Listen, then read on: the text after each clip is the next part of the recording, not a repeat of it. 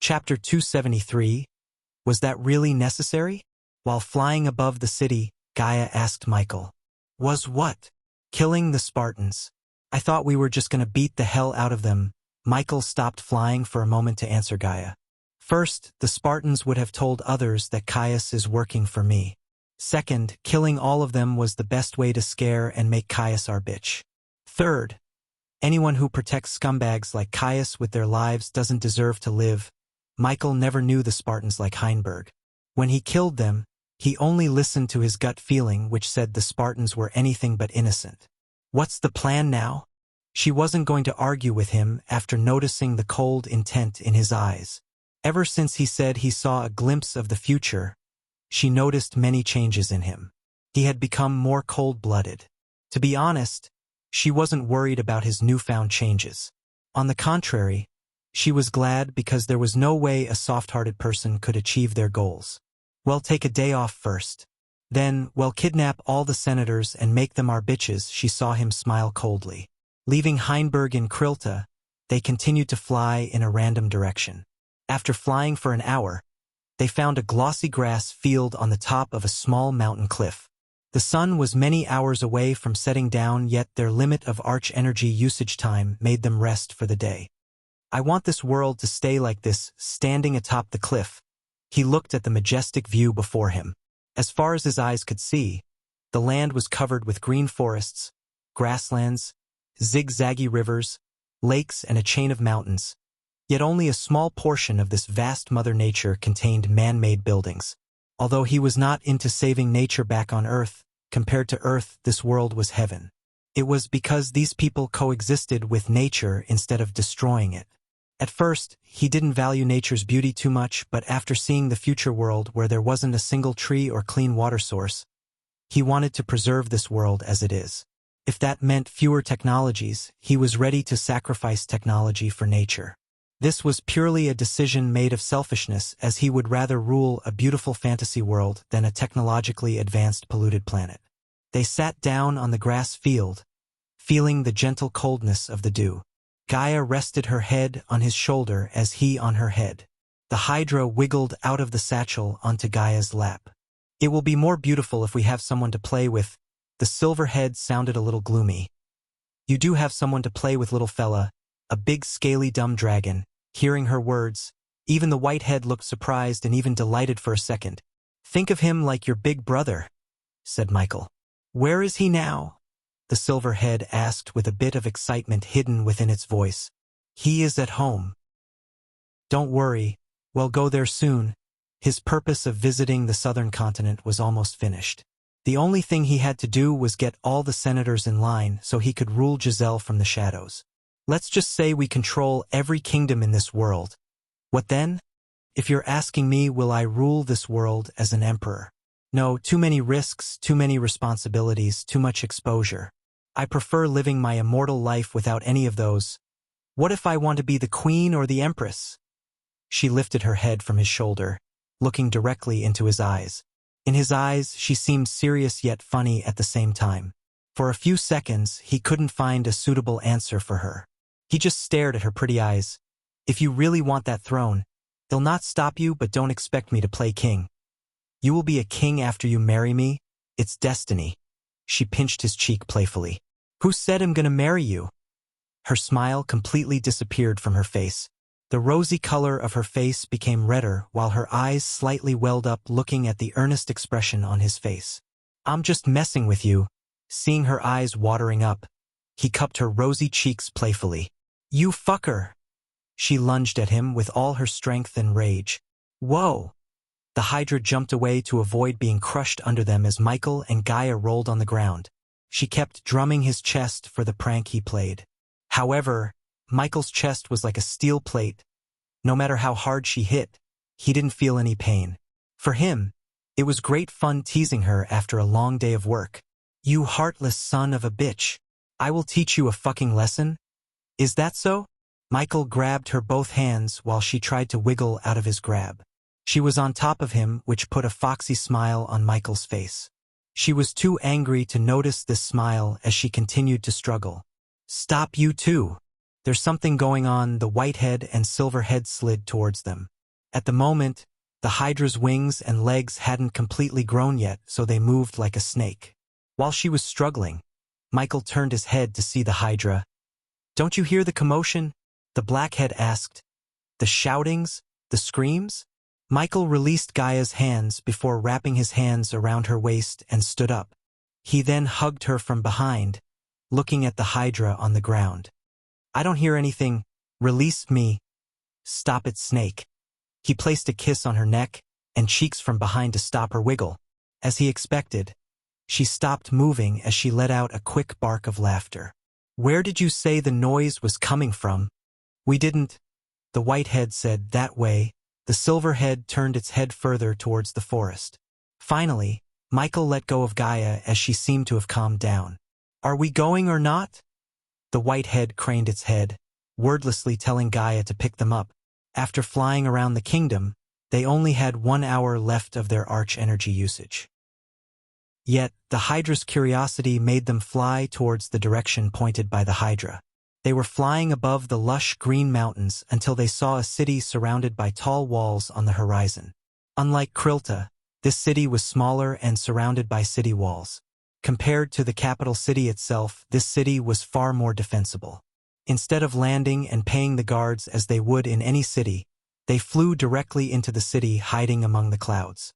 When they got closer to the city, they noticed the presence of soldiers was far higher than Krilta. From the sky, they could see numerous legionary soldiers, as well as Spartans, patrolling in and outside the city walls. The buildings and the architectural style were the same as Krilta, though. Soon, they quickly descended from the sky onto a dark alley. "Mommy, look, gods!" A boy standing on the balcony they landed shouted. Michael just winked at the boy before walking out of the dark alley into the crowded streets.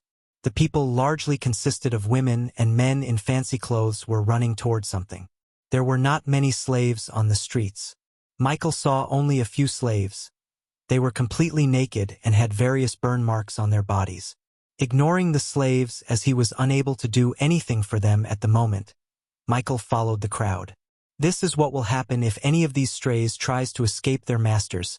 When they came to stop, Michael saw a stage built with 3 male naked slaves hanging. Their eyes were bulged out as their tongues were sticking out. In addition, there were deep-cut wounds all over their bodies. Many noble ladies had their hands on their mouths looking at the gruesome sight. Yet, they remained there listening to the 6-feet-tall muscular man on the stage. He wore a golden toga and had a long bloody sword in his hand. Obviously, the blood on the sword was the slaves, and he indicated as much as pain he could to the slaves before hanging them. Michael wondered why. No slave can rebel against their masters in any Senate-ruled kingdom. Not in my watch. Soon, I will do the same to those rebels hiding in the gray mountains. The sudden talk about rebels piqued both Michael and Gaia's curiosity. Those dogs of gladiators are not a match for our Spartans. When the right time comes, I will personally march into Gray Mountains and bring the traitors' heads, and that day shall be set in stone as an example. Hail General Hyrieus! Hail General Hyrieus! Hail General Hyrieus! The nobles cheered in joy and pride while a few of the slaves stared at him with burning anger in their eyes. Michael noticed this. Unlike the slaves in Kryla, these slaves seemed to have been wanting to be free men. "It seems we have a gladiator army waiting for us." Standing among the cheering crowd, Michael thought to himself before deciding to follow Hyrieus. "Sorry guys.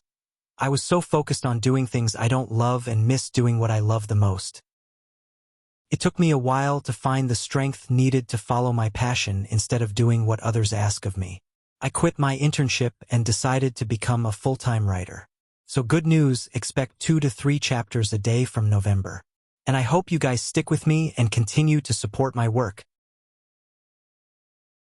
Chapter 274. The streets were filled with soldiers and nobles. Either side of the streets had various shops such as utensil shops, markets, meat shops, as well as small restaurants. Despite the crowd walking in front of him, his eyes were fixed on Hyrieus, who was accompanied by 20 Spartans and 25 legionary soldiers. It'd be impossible to assassinate Hyrieus unless the assassin is Michael, who could use arch energy.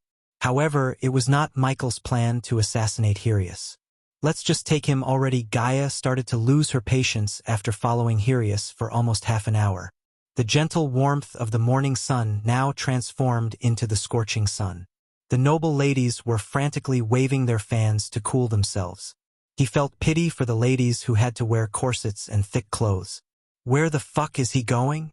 She craned her neck slightly to see Hirius' party.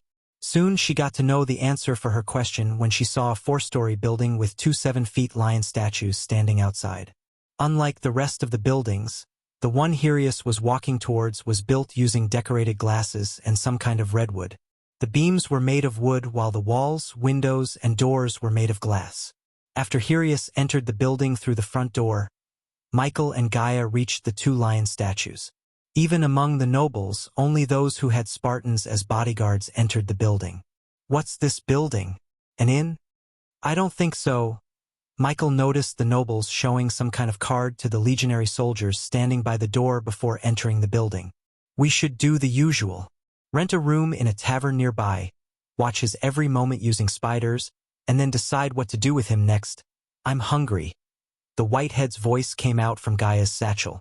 Seeing the sun was roasting them and there was no way of getting into the building without revealing their power, Michael decided to go with Gaia's plan. Under the shade of the buildings, they strolled on the street looking for a tavern nearby. Nearly 20 meters away from the building Hirius entered, they found a lively tavern called the Lost Castle.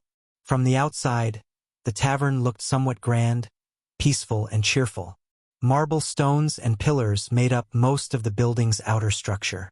It was difficult to see through the small, curtained windows, but the inviting music from within can be felt outside. The music had a medieval vibe to it which was very pleasant to listen to. Move your ass, human. Something smells really nice in there. Gaia gave a light pat on the satchel, hoping to shut up the white head before walking towards the door. She too felt hungry after all the walking and flying. As they entered the tavern through the hard wooden door, they were welcomed by laughing voices and the smile of a waitress. The bartender was a bald, middle-aged man. For a moment, a small smile appeared on his face, but after scanning both of them from top to bottom, that smile disappeared from his face. Nonetheless, the tavern was as lovely inside as it was on the outside. Rounded, stone beams supported the upper floor and the light fixtures attached to them. The walls were decorated with mounted animal heads, hides, and small animals. It was clear the owner is an avid hunter, and the smells coming from the kitchen indicated that the animals don't go to waste. The tavern was packed. Commoners and lesser nobles seemed to be the primary clientele here. Several long tables were occupied by Spartan soldiers. The other, smaller tables were also occupied by legionary soldiers who seemed to be enjoying their time by harassing girls in rather ragged plain clothes. When Michael and Gaia stepped into the tavern, in addition to some legionary soldiers, a few tog-wearing golden-haired youngsters turned their heads towards them. Ignoring their gazes, Michael walked towards an enmity table in the far end of the tavern. It's cool here. The sun's heat could not be felt in the tavern. Not even a bit. Michael looked surprisingly around the room to find how they were cooling the inside. Sheila! Despite the bartender's hostility towards outsiders, he shouted at one of the waitresses to go to Michael's table. Oh, quit whining, Pablo. Sheila is serving us. A legionary soldier on the other end of the tavern from Michael's table replied the bartender, raising his voice. If it was Noah, he would have jumped the gun to fight the legionary soldiers for harassing a waitress. Michael was different. He remained calm, but he had a feeling that a fight was ahead because just like the bartender, some of the legionary soldiers too stared at Michael and Gaia with hostile looks on their faces. What's crawled into their asses? Gaia noticed these hostile gazes on them and she did not like them. If only she wasn't hungry, she would have beat the crap out of them. For now, answering her cravings was her first priority. Sheila, a brown-haired girl who wore a tattered brown top and grayish skirt. The girl was a commoner that meant she had a better life than the slaves Michael saw. Yet in the tavern filled with legionary soldiers, lesser nobles, and few Spartans, a commoner like her was the lowest kind. When Michael thought about it, the situation in the southern continent wasn't much different than Elon, except in Elon, There were only two kinds, cultivators and those who stuck at arch-sensing or foundation stage all their lives, who were called commoners by the cultivators. In the southern continent, there were three kinds: nobles, commoners, and slaves. In a rich city filled with nobles and lesser nobles such as this, the nobles practically treated commons like their slaves. It was the girls who got the worse. It'd be a miracle if they lived through a month without being harassed or forced upon by a noble. Not that it was okay, but at least most of the cultivators would leave their victims with enough gold coins to live comfortably. In the southern continent, though, the nobles were far more heartless than those cultivators. "Honey, why don't you serve yourself to us?" The other waitresses were nowhere to be found while Sheila was being harassed by some noble youngsters. "Can we kill them already?" The white had enough of waiting. Since it inherited Gaia's personality, it hated waiting for food. "Fuck them up." "What the?" Gaia was stunned after hearing the whiteheads shout. The youngsters who were harassing Sheila stopped what they were doing as almost everyone in the tavern looked at Gaia and Michael. "Well, I wanted to avoid a cliché restaurant fight, but here we are." Michael shook his head disappointedly. Looks like you're about to have a cliché fight." The system laughed inside his head. "At least I don't have to use arch energy to beat these guys." "Did you say fuck them up? Bloody foreigners?" A legionary soldier slowly stood up from his table, menacingly looking at both Michael and Gaia. The noble youngster finally let go of Sheila as their focus turned on Gaia, a much more beautiful girl than Sheila. "I had a long fucking day and I'm fucking hungry. So I strongly suggest you assholes reconsider what you're about to do." Gaia removed the satchel as she put it on the table. Everyone, including the few Spartans, was completely surprised by her words, but soon their surprise became anger. They couldn't tolerate an outsider, and a girl disrespects their fellow soldiers. "You better get on the ground." "Begging for forgiveness, bitch." The legionary soldier gritted his teeth. "You got insurance for this place?" Michael asked the bartender. "Why do you care?" "It's your bitch friend who needs 1 inch." The bartender's answer surprised Michael and at the same time angered him a bit. He didn't know how they found out that they were foreigners or why the bartender was hostile towards the outsiders. "Wrong answer." Michael slowly moved his hand back behind the chair, releasing spiders onto the ground. Since they might take longer than they actually planned, he didn't want Hirius out of his sight. Therefore, he released the spiders so they could get inside the building and monitor him. "Apologize for your words, or we will have to arrest you." A Spartan soldier stepped forward. "Arrest me? You'd be lucky to lift a fucking finger when I'm done with you." Finally Gaia stood up, cracking her wrist. "Let me take a shot, soldier." Suddenly the youngster who was harassing Sheila stepped forward with a wicked smile plastered on his face. "Oh fuck this." Gaia lost her patience as she picked up the candle holder on their table before throwing it towards the youngster. The candle holder's round base hit the youngster's face with enough force to make him stumble backward and fall. Her movements were so quick as the legionary soldiers standing beside the youngster had no time to react at all. "Arrest her." The Spartan soldier seemed calm despite her actions. However, the legionary soldiers and the youngster's 3 noble friends got extremely mad. Their bodies shivered in anger. "Lock the fucking door. I don't want them running away." The legionary soldier ordered the others. "You're gonna regret that." Finally Michael himself stood up. At the moment, none of the soldiers or Spartans knew who they were messing with. Chapter 275. Somewhere else in the southern continent, one could see vast chains of complex mountains. Each mountain in the chain was tall to the point that they almost touched the clouds. People called this chain of mountains the Gray Mountains because at night, the trees blanketing the mountains glimmered a silver light. The scholars of the southern continent studied the trees and their leaves, coming to the conclusion that the leaves had a property that absorbs moonlight and produces a vapor that radiates in silver color. In addition to the silver light, the vapor produced by leaves had a cooling effect. The scholars and blacksmiths of the southern continent were able to create a device that absorbs this vapor, store it within, and release it slowly to cool down a room or a hall depending on the device's size. The Gray Mountains spread vast as the mountains surrounded 3 kingdoms. Each of the 3 kingdoms was ruled by a king instead of a senate. Among the 7 kingdoms in the continent, only these 3 kingdoms were ruled by kings. Over the years, the senates tried to overthrow a king's regime, intending to replace the kings with the Senate by conducting many clandestine operations, yet the Senates failed because the alliance between the three kings was too strong. Considering the three kingdoms were surrounded by gray mountains, it'd be near impossible for other Senate-ruled kingdoms to prevail in a war against these kingdoms. In addition to being a natural wall for the three kingdoms, the mountains provided the kingdoms with gray leaves, which were one of the major economic pillars for these kingdoms. No matter how hard the Senate tried to grow the gray leaves trees, they simply could not succeed as the gray leaves trees were exclusive to the Gray Mountains. If one tried to harm the Gray Mountain forests, they would not only face the wrath of the three kingdoms but also the wrath of the Elven Empire in the R continent, because the forest was worshipped by elves all over the world. This was another layer of protection the three kingdoms got from the Gray Mountains. No bandit camp or any threat could prevail in the Gray Mountains, at least that was what the rest of the world thought. In the forest of Kivan Kingdom's part of the Gray Mountains, a campsite containing numerous tents could be seen under the thick canopy. But the campsite was not inhabited by bandits, it was inhabited by someone else.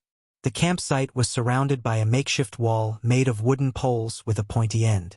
Inside this wall, there were numerous sturdy men doing chores such as tending to the horses, chopping logs, fixing tents, and sharpening their weapons.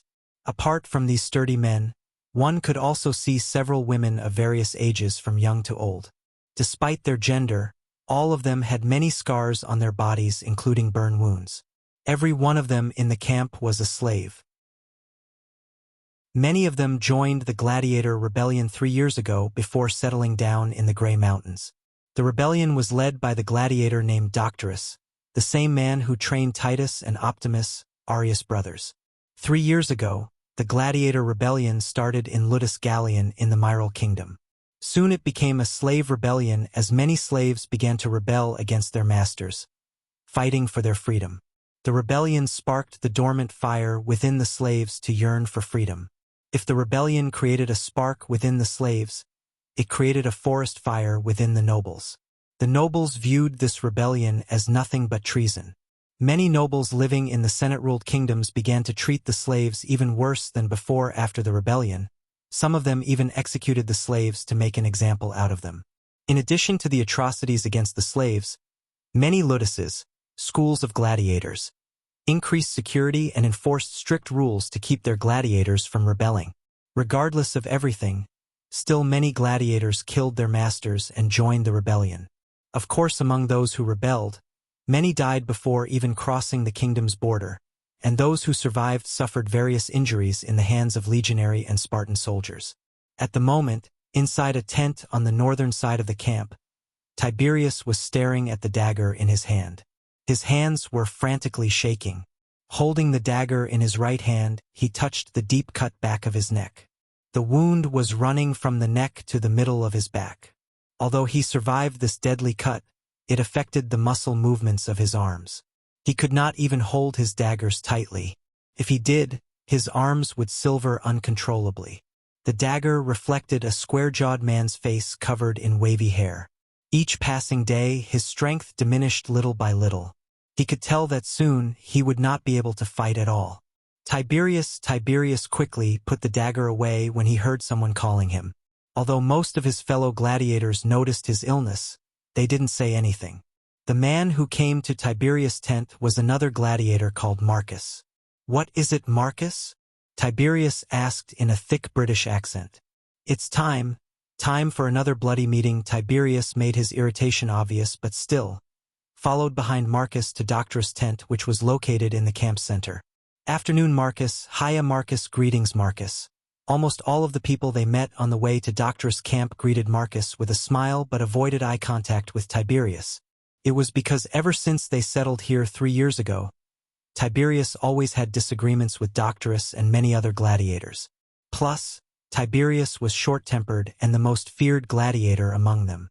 Unlike Doctorus, who preferred to take a subtle approach with the senates and the nobles, Tiberius wanted to strike them down before the nobles could do the same to them. As far as Tiberius was concerned, he wanted a more aggressive leader to lead them. If not for the injury he suffered 2.5 years ago when they attacked a Ludus in Gisel, he would have fought for the leadership. Nonetheless, after all these 2 years, besides the injury, He also realized that he's not suited for leadership. That was why he's trying to push Doctorus to be more aggressive. Although Tiberius didn't like the way Doctorus does things, he respected the man. After all, Doctorus trained him and all the other gladiators in Ludus Gallion. He followed Marcus, ignoring all the pleasantries for a few moments before reaching the biggest tent of their campsite. The tent was large enough to hold a big round table they used for meetings and Doctorus belongings, which were not many. Other than being Doctorus' room, the tent also served as an armory. When Tiberius entered the tent, there were 6 male gladiators, including Doctorus, and 2 female gladiators were standing around the table.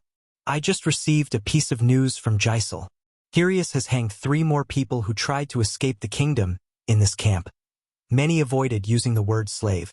They were fighting against slavery, and stopping using the word was their first step towards abolishing slavery.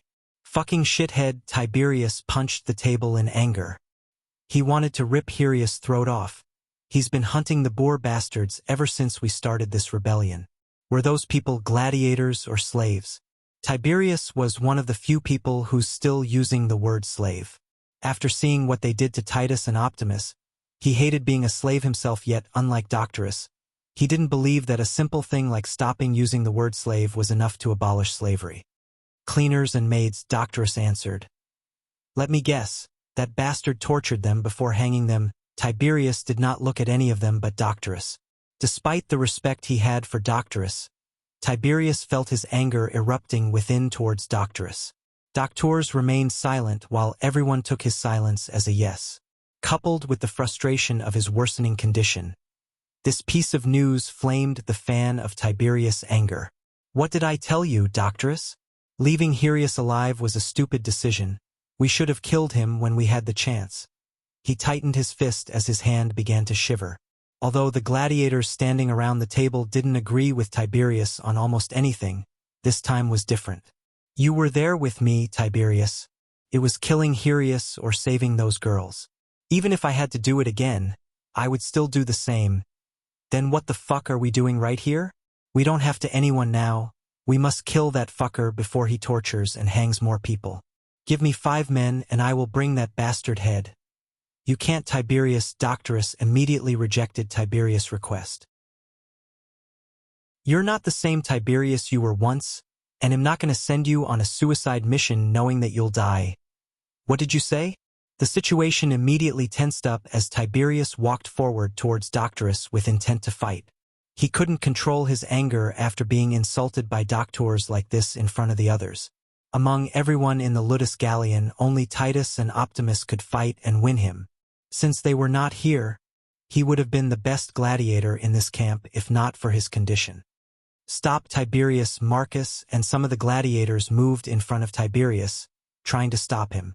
Get out of my way! Tiberius punched Marcus in the jaw.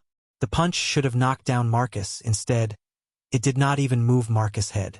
That's it, Marcus said before throwing a punch at Tiberius. If he was at his peak, he would have evaded Marcus' punch, but his condition slowed his movements. Doctorus shook his head disappointedly after seeing Tiberius getting knocked down by Marcus. He couldn't help but feel pity for Tiberius. A few minutes after sending men carrying unconscious Tiberius, the meeting resumed. Doctorus stared at the map of Giselle with a dagger in his hand. Tiberius was right, we must stop Hyrieus before he harms more people, as he said. He plunged the dagger into the table through the map of Giselle. Right at this moment, none of the gladiators knew that Hyrieus was begging for his life to the Dark Lord. Chapter 276. In a blink of an eye, 3 days passed since they visited Lanercost, where they saw Hyrieus hang the slaves. The last 3 days were not very exciting for Gaia, except when she beat the hell out of legionary soldiers, Spartans, and the noble youngsters in the tavern. Your Highness, he's here. While Gaia was talking to Michael through the earbud, she saw Heinberg approach her slowly. The sun had already set on the horizon, leaving the darkness to envelop the kingdom. The only light source in the room was the burning candles on the table before Gaia. The door gradually creaked open to reveal Senator Caius. The senator's eyes took a few seconds to adjust to the darkness. Soon he saw Gaia sitting on his chair behind the table. He couldn't find Lucifer when he looked around. The image of him killing his Spartan soldiers was etched into his mind. Ever since that day, he has been having trouble sleeping. What do you know about Senator Viridius? She didn't even ask him to sit down. She just directly asked the question. For a few moments, the senator stared at her in fear. His face was pale while his legs slightly shivered. Noticing his behavior, Gaia sighed. Look, as long as you serve us loyally and help us get what we want, we're not going to hurt you. Plus, you'll get everything you've dreamt of and more. Now, sit down, she gestured at the senator to sit down as he took a few seconds of time before sliding the chair towards him and seating himself. Back to my question. Tell me about Senator Viridius? Senator Viridius is the head of the military. He was a Spartan captain until he was elected by the people. What's his connection with Hyrieus? Gaia noticed the surprised look in his eyes when she asked him about Hyrieus. General Hyrieus? Yes, General Hyrieus is Senator Viridius' soon-to-be son-in-law. He came to Gisel to make sure his wedding's preparations are going well. This time Gaia was surprised because when Michael interrogated him, he said he came to Gisel to investigate the slave rebellion and watch the gladiator fight in the arena. Funny, Hyrieus said he came to investigate the slave rebellion and have fun watching the gladiators fight. The gladiator fight is a part of their wedding ceremony. The slave rebellion, it was more of his hobby. It's his. His voice trailed off because of the sudden realization he had. His what? Hobby? Pleasure? Senator Caius couldn't see the snicker behind her mask. He knew she was right because he too heard rumors about Hyrieus, disturbing rumors. If anyone else, Senator Caius would have kept his mouth shut. However, to her or Lucifer, he would rather tell everything he knew than keep his mouth shut when being asked a question. Both. I heard rumors about General Hyrieus buying slaves. And the slaves are never to be seen after that. Gaia finished Caius' sentence. Is it true that Viridius leading the operation to catch the rebels? Caius frowned, recalling the conversation he had with Viridius several weeks ago when they met at a gala. When we met, he said he has someone else taking the charge. That someone else was Hyrieus and Viridius is running the thing behind the curtains. By looking at Caius' expression, she could tell Caius was telling the truth. Anyways, we have a golden opportunity for you, Caius. In the middle of the night, Michael appeared inside Caius' room where Gaia was still waiting for him. In addition to Gaia, Maxine was standing behind Gaia's chair like a good bodyguard. Those who were in the Order of Death were extremely loyal to the Dark Lord despite the fact that the Dark Lord didn't even exist in their timeline. They worshipped the Dark Lord as their god. Those who escaped the Guardians still worshipped him in secret and passed their beliefs to their descendants. They did their best to make sure their descendants would find the Dark Lord eventually and serve him as they would have. Luckily for Michael, Maxine was just as loyal as her ancestors who served the Order. Therefore, when Michael told Maxine that Gaia will be his wife, Maxine's loyalty towards Gaia skyrocketed because if Dark Lord is her god, the woman he marries would become her goddess. Heinberg went to take care of his part of the plan, which is to make sure all the senators show up to enjoy the gladiator fight. Lot was riding on the upcoming gladiator fight where the entire fate of Giselle would change. Lord Lucifer Maxine went to her knees almost immediately when she saw him appear in the room out of the thin air. You can stand up and tell me you've done what I asked. Michael waved his hand as the replica of his skull and bones thrown in the abyssal appeared before him. He sat facing Gaia on the senator's chair. It's done, Lord Lucifer. Good, as he said. Michael turned his eyes towards the corner of the room where there was nothing, only darkness. However, there was something in the darkness, a living person. Maxine noticed his look as she walked towards the dark corner to retrieve the package. Come on, Darkling. Michael saw Maxine dragging out a man from the dark corner. Time to wake up, plap. Maxine slapped the man to wake him up. Soon, the man's body began to wiggle as he woke up. Nonetheless, the man could utter a word because there was a cloth wrapped around his mouth preventing him from screaming. This man was none other than General Hyrieus himself. The building Hyrieus entered was a local guard garrison. It was protected on the ground level as well as kept archers to prevent anyone from entering the building from above. But the archers never expected to meet someone who could fly in the sky and rain arrows on them. It was as simple as walking through the front door after killing the archers. After entering the building, everything happened so fast as Michael and Gaia killed Hirius guards, interrogated Hirius for a while before leaving the garrison with Hirius. "Lord Lucifer, you want me to take it off?" She pointed at the mouth wrapping around Hirius' mouth.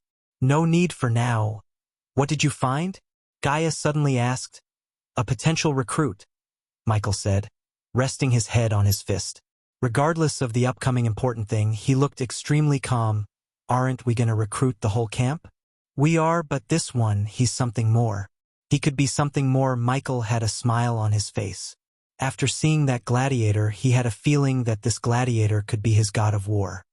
"Lucifer, we need a reality check before moving forward with our plan. There's a possibility that the gladiators wouldn't want to fight for us. The same goes for your potential recruit. Not for him.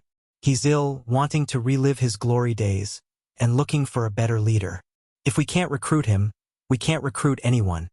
He then looked at Hirius as a cold smile emerged on his face.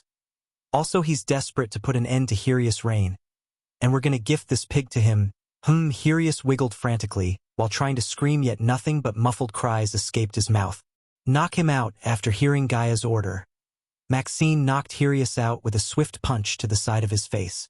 "Lord Lucifer, how long will it take for the gladiators to reach the arena and set up what they planned?"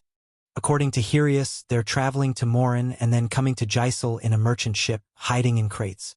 They would reach Gisel in 4 days, and Senator Viridius will be waiting for them with 100 Spartan soldiers. "They are walking into a perfect trap," said Gaia. "Maxine, you'll be assigned to Caius' personal maid. Stay by his side and make sure everything goes according to the plan." "I assume we are going back to the camp." Gaia stood up with Michael. He had already left a teleportation rune so he could teleport back and forth. Considering this was nighttime, many in the camp were asleep, which made walking into the campsite less noticeable. Midnight came as perfect black, the true companion of every good night.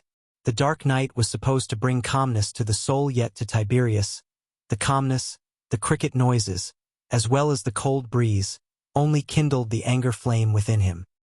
Tiberius tried to vent his anger out on a tree by punching it as hard as he could. Because of his condition, no matter how hard he tried to punch the tree, his weak muscles didn't give him the power he needed. He then took out the dagger from the waist, trying to slash the tree, but he barely scraped the tree. Although he couldn't clearly see the mark on the tree, he was able to see how shallow the cut was by feeling the bark. "Damn you! Pulch!" Tiberius couldn't control his anger anymore as he slashed his left arm with the dagger. The dagger was extremely sharp as it made a deeper cut in his arm than it did to the tree. The blood gushed out of the cut. His anger overcame the pain. Having it rough, Suddenly Tiberius heard a voice coming from the woods. He looked around to see nothing but darkness. He was standing here outside the campsite. This place was supposed to be empty. "Come out with a wounded arm," he shouted at the darkness. "I came bearing a gift for you." Tiberius saw a pair of red glows slowly approaching him from the darkness. Chapter 277. Tiberius ignored the blood gushing out of the wound in his hand. His eyes were fixed on the red glows approaching him slowly from the woods. Gradually Tiberius could make out a figure of a human with the help of little moonlight coming through the thick canopy above. "Hello, Tiberius." A small orb of light appeared in between them to light the surroundings. Tiberius was stunned by the light as he had never seen a floating orb of light in his life before. The pair of red glows disappeared after the light appeared. Soon Tiberius saw another figure walking out of the darkness, dragging a man whose head was covered in black cloth. Both of the figures wore black skull masks to cover their faces.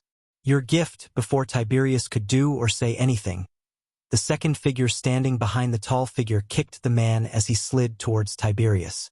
Tiberius cautiously looked between the figure wiggling at his feet and the two figures standing a couple of meters in front of him.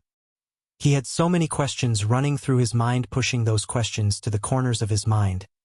He slowly placed his hand on the black cloth to remove it. His blood flowed to the person's black cloth, drenching it. Go on. Michael knew about Tiberius' condition, so he patiently waited for him to take off the cloth from Hirius' head. Tiberius grabbed the cloth, removing it to see a bloodied, swollen face. Despite the face being bruised, bloodied, and swollen to the point that it's hard to recognize him, Tiberius was able to identify him. His body began to shiver the moment he saw the face. It was not because of his condition, it was because of the overwhelming anger burning inside him. 2 years ago, it was Hyrieus who stabbed Tiberius in the back, causing his muscles to lose strength with time. Besides, although Tiberius was not best friends with Titus and Optimus, he respected them as gladiators. Titus and Optimus both fought Tiberius before their 50th battle that was supposed to earn them their freedom. Tiberius accepted the defeat like a champion because he was a soldier before becoming a gladiator. Hence he valued honor. What they did to Optimus and Titus was not honorable. It was that day Tiberius realized that there's no honor among nobles and there's no difference between a gladiator and a slave. When he was a gladiator, he was drowned in women, glory, adrenaline rush, and attention. They kept him from realizing the state he was in, a slave just like everyone else. In addition to Hyrieus, he was angry with himself for being so damn stupid. Hyrieus frantically struggled to escape, but his hands and legs were tied with ropes, making it easy for Tiberius to have his revenge. Tiberius kicked Hyrieus in the gut before getting on top of him with his dagger raised high. Looking at the dagger with eyes full of horror, Hyrieus began to struggle more and more frantically. He could see the killing intent in Tiberius' eyes and tell what's about to happen. Arg! Tiberius let out a mad cry before going berserk on Hyrieus. He slashed Hyrieus as Hyrieus' muffled cries began to sound wilder and wilder. The blood gushed out of Hyrieus with each cut. Michael saw nothing but mad anger within Tiberius' eyes. Tiberius' condition made each cut shallower than he intended. Therefore, Hyrieus was put through the torture that slowly took his life. Tiberius saw Hyrieus' light of life gradually dimming in his eyes. Nonetheless, Tiberius' speed of slashing him didn't even slow a bit. Michael and Gaia patiently waited for Tiberius to finish without batting an eye. As far as they were concerned, Hyrieus deserved nothing less. After all, Hyrieus tortured and killed hundreds of slaves for fun and pleasure. After inflicting hundreds of cuts on Hyrieus, Tiberius was bathed in blood. "I thought it'll feel better," Tiberius said after spitting the blood that went into his mouth when slashing Hyrieus. "Who are you two freaks?" Tiberius turned his gaze towards Michael and Gaia. "We are building an army, and we want you in it." "Humph," Tiberius snickered. "You may have not noticed, but I'm done being someone's bitch a long time ago. You aren't one now?" Michael questioned him, aiming to kindle Tiberius' anger more. "I'm not going to stand here and give you a golden speech. Instead, they'll give you an option to regain everything you're desperate for. You don't know me." Tiberius gritted his teeth. "I know enough to know you're losing strength in your limbs." Tiberius was surprised as Michael continued. "You want to fight, but you know you can't anymore. Soon, you'll be of use to no one here and die dreaming of your golden days." "Well, freak, I appreciate your gift. I really do, but unless you have a miracle drug hiding in that armor of yours, you're wasting your time." Michael heard Gaia gritting her teeth. It was obvious she wanted to beat the hell out of Tiberius for calling him a freak. "Calm down," he whispered. "There is if you accept my offer." For a few seconds, Tiberius' eyes went wide in shock. A small glimmer of excitement and hope emerged in his eyes, but it disappeared soon. Michael expected this reaction from him. According to Heinberg, there wasn't a cure for Tiberius' condition, at least not one in the southern continent. Since the healing potions had trace amounts of arch-energy within them, and any arch-energy would be absorbed by the dormant Hydra in the southern continent, the healing potion would be useless to Tiberius unless the healing potion brewed by Michael with a few adjustments from the system. This is gonna sting. Before Tiberius could react, he felt a sting in his neck. Fuck! He quickly slapped the neck where he felt a sting like swatting a mosquito to feel a needle sticking out of his neck. "How do you feel?" Tiberius clenched his fist. Playfully pinched Xanalis' cheek. A short snort of laughter escaped his mouth in utter surprise and joy. He could feel the strength returning to his arms. "This is just a tip of what I can do, Tiberius. If you want to kill more sons of bitches like Hyrieus and live your dreams, this is your chance." Tiberius looked at Michael in a new light. Time to make a decision, Tiberius. Tiberius was more surprised to hear a voice of a girl from the masked figure. What you just gave me, is it permanent? When I'm sure you're loyal to me, I'll give you the permanent cure. But know this, I'm not forcing you, and one of my goals is to eradicate slavery, so you won't be a slave like you were before. What I'm giving you is a choice. Are you willing to be my soldier? Well, fuck it, the feeling of his strength returning was too much to let go of. He wanted the feeling to last forever. Besides, these figures brought Hyrieus like he was nothing when Doctorus couldn't even get near the guy without being spotted by the Spartans. If you can give me this and assholes like him to kill, I do whatever you want. Peyton back at Peyton Manor. Zanali entered the room carrying a stack of parchments. Peyton was sitting on a white couch looking at the starry sky through the glass windows. Have they caught him? Peyton didn't even turn back to look at Zanali. She was drowned in the beauty of the star-filled sky. Not yet, and it's not him. It's her. What she said got Peyton's attention. A woman? How did you know? Zanali flicked her wrist as a vial with a few long strands of black hair in it. Our scholars found that these hairs we found on one of the L marks belonged to a woman. Zanali handed over the vial to Peyton. Why is a woman drawing L marks in various cities and villages? Zanali sat beside Peyton. It's either she's an ardent fan of Lucifer or she has been leaving the marks in the hope of contacting Lucifer. Peyton has been scouring the continent to find Lucifer before he kills more people. She was becoming obsessed with him. In 5 days, the time limit Lucifer offered is coming to an end. The nobles were already in a panic because it was them who did the worst crimes and had reason to be afraid of him. What I don't know is, how is she able to escape our men who are supposed to be on guard? She's skilled enough to do that, which makes catching her difficult, but we're getting closer. In a way, this is an opportunity. Zanali smiled. Opportunity? Yes. If we know about Lucifer, whatever she's doing might have already gotten his attention or will soon. We get her, track her, wait for him to show up, and we nail both of these criminal scums once and for all. Or, her smile grew wider, or we leave our own marks. Lucifer will see them as calling cards, and she might see them as a reply from Lucifer. Either way, we'll catch one or both. Peyton nodded approvingly. Get it done. I want this fiasco to end before the tournament begins. And by the way, has Noah returned from his little trip? Peyton pinched Zanali's cheek in a playful manner as Zanali began to blush. He's still at the Rainbow Islands. Chapter 278. Right at the moment, Noah was standing on the edge of Angel's Peak, staring at the fishing village on the island. Stay focused, Noah. I can sense the Dark Lord's presence here. It's faint, but it's there. One would not see anyone else standing beside Noah. Yet someone talked to him. Only Noah could hear the voice. He looked at his ring finger to see the rusty metal ring glowing. We've been searching for this Dark Lord for 2 months, teacher. I think it's time for us to go home. We will, after finding the source of this mysterious power I've been sensing. If Michael was to hear the voice, he would have recognized it as none other than the Supreme Guardian himself.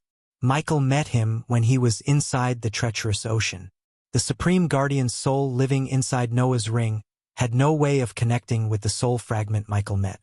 Because of that, the Supreme Guardian didn't have any memory of meeting the Dark Lord.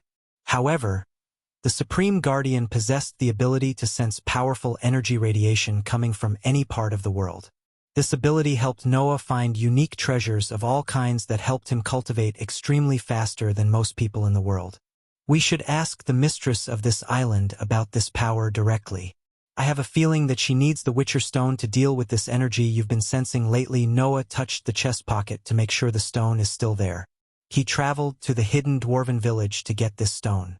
Even the Supreme Guardian didn't know anything about the stone's use. Nonetheless, he told Noah that this stone holds powerful magic. Tread carefully, Noah. The island mistress mustn't know about our true intentions, as she might have already been tainted by the Dark Lord. Teacher, there are people in this world who can't be tainted no matter what.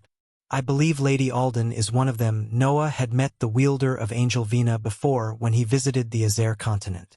Although she seemed cold and distant, Noah could tell she's a nice person. It had been almost a year since he last saw her. Noah, A gentle voice called him from behind as he turned back to see Johanna walking towards him carrying her vina. "Miss Johanna, when can I meet Lady Alden?" Despite the fact the two disciples prevented him from entering the cave, he wasn't mad at them as he knew they were doing what their master asked them to. "Mistress would like to see you now, follow me." Noah was genuinely surprised by her words. Finally, he could meet her after waiting for a week. The sooner he finds out the source of the power his teacher has been sensing, the better. Wonderful, Noah smiled at Johanna before following her into the cave. Glowing, colorful crystals illuminated the cave beautifully. It didn't look like a cave but a lavish hall in Noah's eyes. Except for the calming water flowing sound coming from somewhere inside the cave, he could hear nothing. The deeper Noah followed her into the cave, the thicker the arch energy he felt. After silently walking behind Johanna for a few long moments, he saw a stage erupted higher from the ground at the end of the cave. On top of the stage sat Layla with her eyes closed and Angel's vina on her lap. Noah was mesmerized by her angelic beauty. Her beauty and grace even surpassed Alicia. Nerida was cleaning her vina sitting beside Layla. Because of the recent anomaly, Noah couldn't see any of their current cultivation levels. Nonetheless, he could guess either of the disciples could win a fight against him easily. Suddenly Layla opened her eyes as she sensed the Witcher stone residing inside Noah's pocket. Noah felt the Witcher stone vibrate. Her beautifully cold eyes scanned him from top to bottom. Although they met before, he saw her looking at him like they're just seeing each other. For a second, Layla thought she saw Ghost, the man who defiled her by spirit walking with her soul. Ever since that day, she was not what she used to be. Now she had responsibility, a responsibility that changed her life forever. Lady Alden. Noah approached the stage calmly with a gentle smile on her face. Layla felt her anger erupt inside as Noah reminded her of Ghost. "Name your price for the stone." Since Noah reminded of Ghost, she was extra cold towards Noah. "No price, Lady Alden. Take this as my thanks to you for helping me in Azair." I sense a powerful energy radiation near her. Noah heard his teacher's voice sound inside his head. The ring had a magical effect that connected both Noah and the Supreme Guardian telepathically. Hence, they could communicate using either words or telepathically, just like Michael and the system. "You need to get closer to her." "It's not going to be easy, teacher," Noah thought. "Take this." Layla flicked her wrist as a rather plain-looking talisman appeared in her hand. Like a bolt of lightning, the talisman flew to Noah. The talisman can be activated 3 times. Each time you activate it, the talisman will protect you for 5 minutes from any spells cast by anyone on or under the soul refining stage. Standing beside Noah, Johanna explained the use of the talisman to Noah. He was taken aback by surprise. This sounded like a legendary talisman, yet she gave it to him like it was nothing.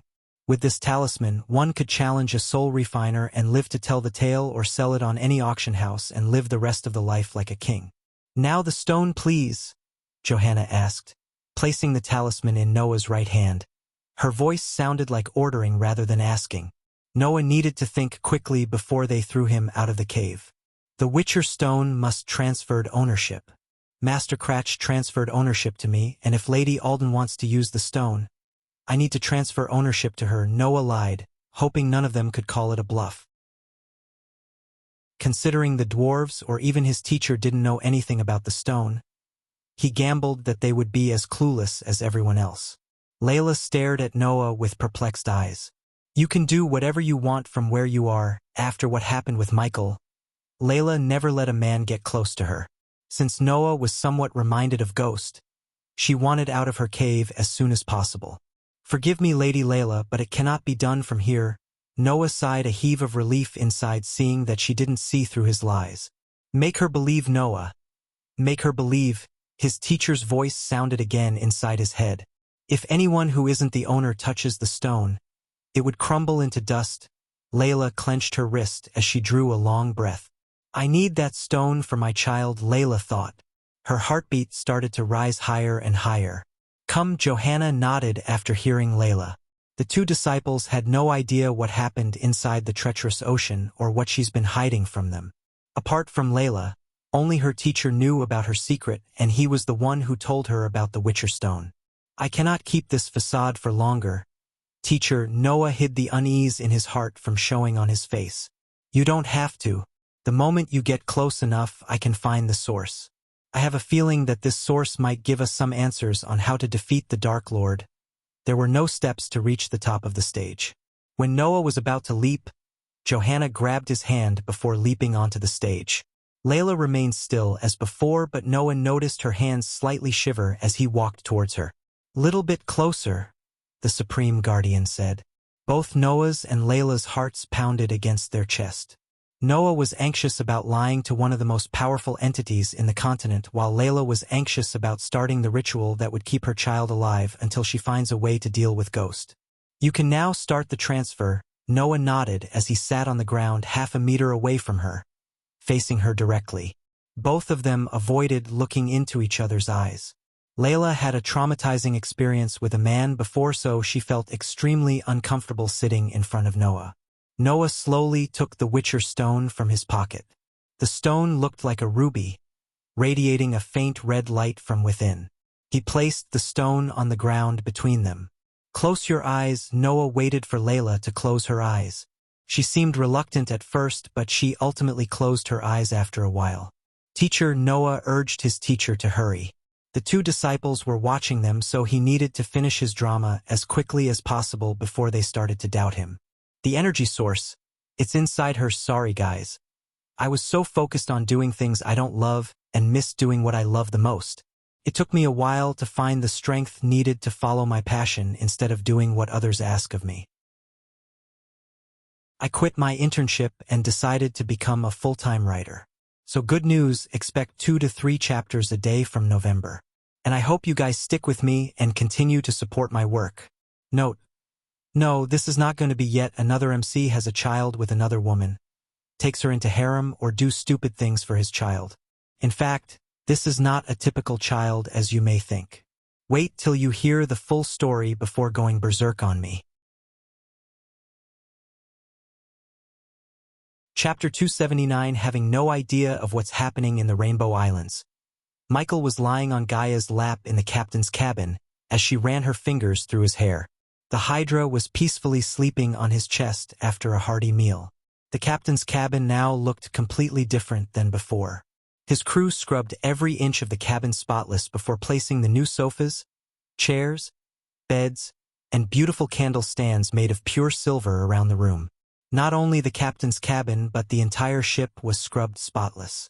They placed the rum barrels in the storage room rather than keeping them wherever they pleased. Still, Michael needed to buy them new beds, repair the cannons and the hull, as well as buy them new weapons. He was planning to do them before leaving back to Elon. In addition to the time limit he gave to the scumbags, the championship tournaments were about to start in 5 days. Thanks to his runic teleportation function, he could travel between the 2 continents instantly rather than spending months traveling. I've been wanting to ask you something, Michael asked. What is it?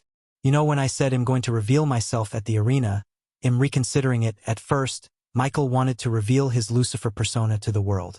The fact that he could use arch energy would have made him earn a load of badass points without a doubt. However, after giving it a deep thought, he started to have second thoughts. I assume you have a good reason for having second thoughts. She didn't look surprised. On the contrary, she seemed like she was expecting this. If we were to reveal ourselves, we might become the #1 target of the whole world. If they waged war on Giselle to capture us, we cannot fight them all with the little time we have to use the arch energy. Besides, we don't have an army as we planned yet. And Giselle would automatically become the target of others, and everyone will know that Caius is our man. As Michael paused, Gaia went on. Why didn't you say anything before? She spoke his mind, yet he wondered why she didn't advise him against revealing themselves before. Because I trust you. I learned that no matter what you do, you always have a reason behind it. Not to mention you will end up getting your ass kicked if you reveal yourself too soon. Suddenly he heard the system mock him inside his mind. He was surprised to the point he entered the system interface to talk to the system. Well, look who's showing up to the party. Don't worry. They'll talk when I want to stop you from doing reckless things. Revealing your power to the Southerners, for an instance. And here I'm thinking you want me to show off, earn badass points, and spend buying something from the store. You're no good to me, dead host. Revealing yourself at the arena would put a target on you. A target every godlike existence in this world would hunt you down. Why didn't you say so before? The system became more and more intelligent and less robotic after he upgraded the system to version 3. Michael had a feeling that it would become more talkative. Also, the system now mostly addressed itself using the word I and me instead of the system. I was looking to know your decision. Face it, host, you were an assassin who had one simple job, kill people. Now you're on a path to conquer this world and rule it from the shadows. It's not your domain, you'll make mistakes. Besides, ruling the world from the shadows is more badass than becoming an emperor. Upgrade me so I can be more help. There it is. For a moment, I thought you genuinely want to help me. Not rob me, Michael laughed as the system went silent. He exited the system's interface after a few moments. So let's change our plan. Instead of showing up to burn those fuckers, well, let the rebels finish their job safely. Then well, make sure they reach our ship unseen and get the hell out of Jysel. Gaia suggested a new plan. Initially, they planned to personally go to the arena, kill Viridius men and save the rebels. Now the plan had changed. Michael decided to let Tiberius, Heinberg, and Maxine deal with Viridius men. Has Heinberg placed the spiders around the arena yet? Michael asked Gaia. It was Heinberg's task to survey the arena and place the spiders around as well as below the arena so Michael could watch everything happening at the arena without being there. According to Hirius, the rebels were planning to place explosives beneath the arena where the explosives would do maximum damage. Yeah, the spiders are in the place. But he couldn't find where Viridius was staying. His daughter's wedding is in 2 days, yet that asshole is playing hide and seek. He's definitely planning something. Tell him to keep searching. I want all the senators on the same stage or our plan won't work. Michael looked serious. Getting all the senators in one place was a crucial part of his master plan to conquer Jysel. If everything went according to his plan, the kingdom of Jysel would be his when returns to Elon. Meanwhile, in the sewers of Lanercost, a group of men wearing dark robes and hoods was walking through the muddy water. 4 of the men were carrying a large crate while 2 men walked forward, carrying torches to light their path. Their faces could not be seen through the dark hoods they were wearing. Regardless of their robes, one could tell that these men had sturdy muscular bodies looking at their broad shoulders and big biceps. Are we near Doctorus? One of the men carrying the crate asked. They were the chosen gladiators who came to Lanercost to destroy the arena along with slave traders, nobles as well as Lannistas.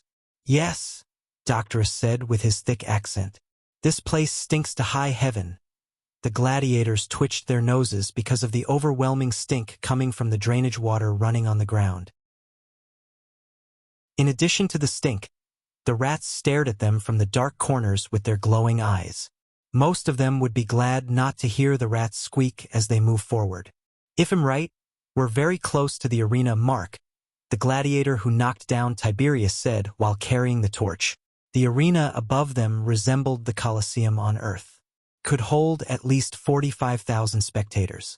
Where people sat in the arena was determined by the Senate. The best seats were reserved for the senators. Behind them were the nobles, scholars, and ranking army officers respectively. A bit higher up sat the ordinary citizens and the soldiers. Since Viridius didn't want peasants to attend the wedding ceremony, he raised the ticket price to enter the arena by several folds. Although none of the commoners could afford to buy the ticket, it was not a big deal for the nobles. Hence, Viridius earned a hefty sum in ticket sales while preventing the commoners from attending the wedding. 2 birds in 1 stone. Not that I'm complaining or anything, but I wonder why didn't the senators put a single guard in this place? Another gladiator who was carrying the crate asked in a husky voice. Because the nobles or the senators don't know about the passage running under the arena. The scholars lost the blueprints and the maps in a fire several decades ago, Mark explained. When I was a little child, the soldiers managed to close many entrances to the sewage system, but not all of them. My grandfather was one of the few people who knew about these passages, Doctorus said. Then you knew about this passage all these years. So why didn't you try to escape? All the gladiators looked at Doctorus after that question. Perhaps I didn't want to escape, or perhaps I liked kicking your sorry asses. Look at that. Doctorus is being funny. The other gladiators laughed, forgetting the pressure of this mission for a few moments. Although everyone knew that this is a suicide mission, none of them admitted out loudly. After detonating the explosives, they knew they would die in the blast along with the senators and the nobles above them. They were doing this to light the fire of freedom in all the slaves, including the gladiators. If everything went according to their plan, this day would be a huge blow to all the senators who encouraged slavery. After a few minutes of walking, the narrow sewage tunnel expanded in front of them. They were standing at the entrance of a huge space. In the light of the torches, they could see numerous beams in front of them supporting the arena above them. The gladiators were directly under the arena. Doctors could see several entrances with doors made of rusty iron bars. They led to the various places in the arena as if they wanted to get to the spectators' area. They could use the ladders to climb up. But Doctorus really doubted that the ladders would be still there in one piece after all these years without maintenance. Let's get to work, gladiators. Chapter 280. On the day of the wedding ceremony, Viridius was staring at Giselle's map. There were no chandeliers to light the room or any fancy sofas suited for a senator's room. He was not in his room in his manor, though. The walls had only one thing hanging, the map. There were no pictures of him, no expensive paintings, nothing. It was Viridius, the map and his throne could be seen in the room.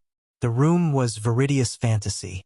The 5-feet chair he was sitting on, he made it himself. He decorated the entire chair with gems, etched the chair's arms with gold and diamonds. He saw the chair as his throne instead of a chair. One could simply sell the chair for millions. The room was located in Krilta, beneath one of the houses in the noble district. For years, he was planning to take over Giselle from here. "I'm the ruler of Giselle," Viridius said as a smile in between happy and evil appeared on his face. He had been repeating these words for nearly 20 years. After speaking these words, he stood up before walking towards the map. He framed the map with gold frames and high-quality glass. The glass reflected a wrinkly old man in his early 80s. He covered his bald head with a few stripes of white hair. Coupled with his hunched back, lack of 3 front teeth, and convex nose, he looked like an evil grandpa from a children's storybook. While staring at the map, he took a drinking pouch made of leather. His hands shivered due to old age while lifting the pouch towards his mouth. After he finished drinking from the pouch, his wrinkles slowly began to disappear, returning the glow to his skin once again. In a few moments, he transformed from a wrinkly old man in his 80s to a less wrinkly old man in his early 70s. A small trickle of red liquid flowed down from the corner of his lips. It wasn't wine, though, it was blood, human blood. Of course, Viridius had his own team of scholars to experiment and come up with potions to reduce his age, as well as many other nefarious things. No one except him knew that some of the underground labs that experiment on slaves and cultivators belonged to Viridius. In fact, there was one lab in Penn Town that belonged to Viridius where some scholars experimented on Arius brothers. Creak! Suddenly the door behind Viridius creaked open. He turned back with a grin to see his daughter in a wedding dress walking towards him. Even in the dim light illuminated from the candles lit on the room's corner, the white wedding dress sparkled like stars in the midnight sky. Tiny gems, diamonds, and grains of gold decorated the dress just like his throne. A girl with an oval-shaped face smiled at Viridius. The thin veil covering her face failed to cover her purple-colored lips or the dark eyeliners. The bride wants her groom, Papa. The girl pouted, yet her tone wasn't of a worried bride. Instead, she sounded amused. The Giselle will soon be your groom, Pool. Baby girl. The girl walked slowly towards Viridius. She then faked a frown. Too bad. I really liked Hirius. She put her arms around Viridius, joining him to stare at the map. Too bad he's dead.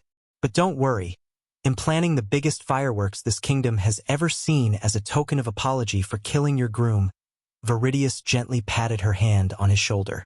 Speaking of killing, hey, race your refill. The girl put her hands inside her corset to pull out a leather pouch just like the one in Viridius' hand. Rather than handing it over to him, she opened up the cap before placing it into her father's mouth. She slowly fed him the blood. She was one of the scholars who's running the experiments. Only a few people knew about her experiment and talent. It took her years of experiments on slaves and rogue cultivators to find the formula to brew the potion. Nonetheless, she knew the formula is far from perfect. Currently, the potion would temporarily make the drinker younger. However, it had the side effect of fastening the aging process.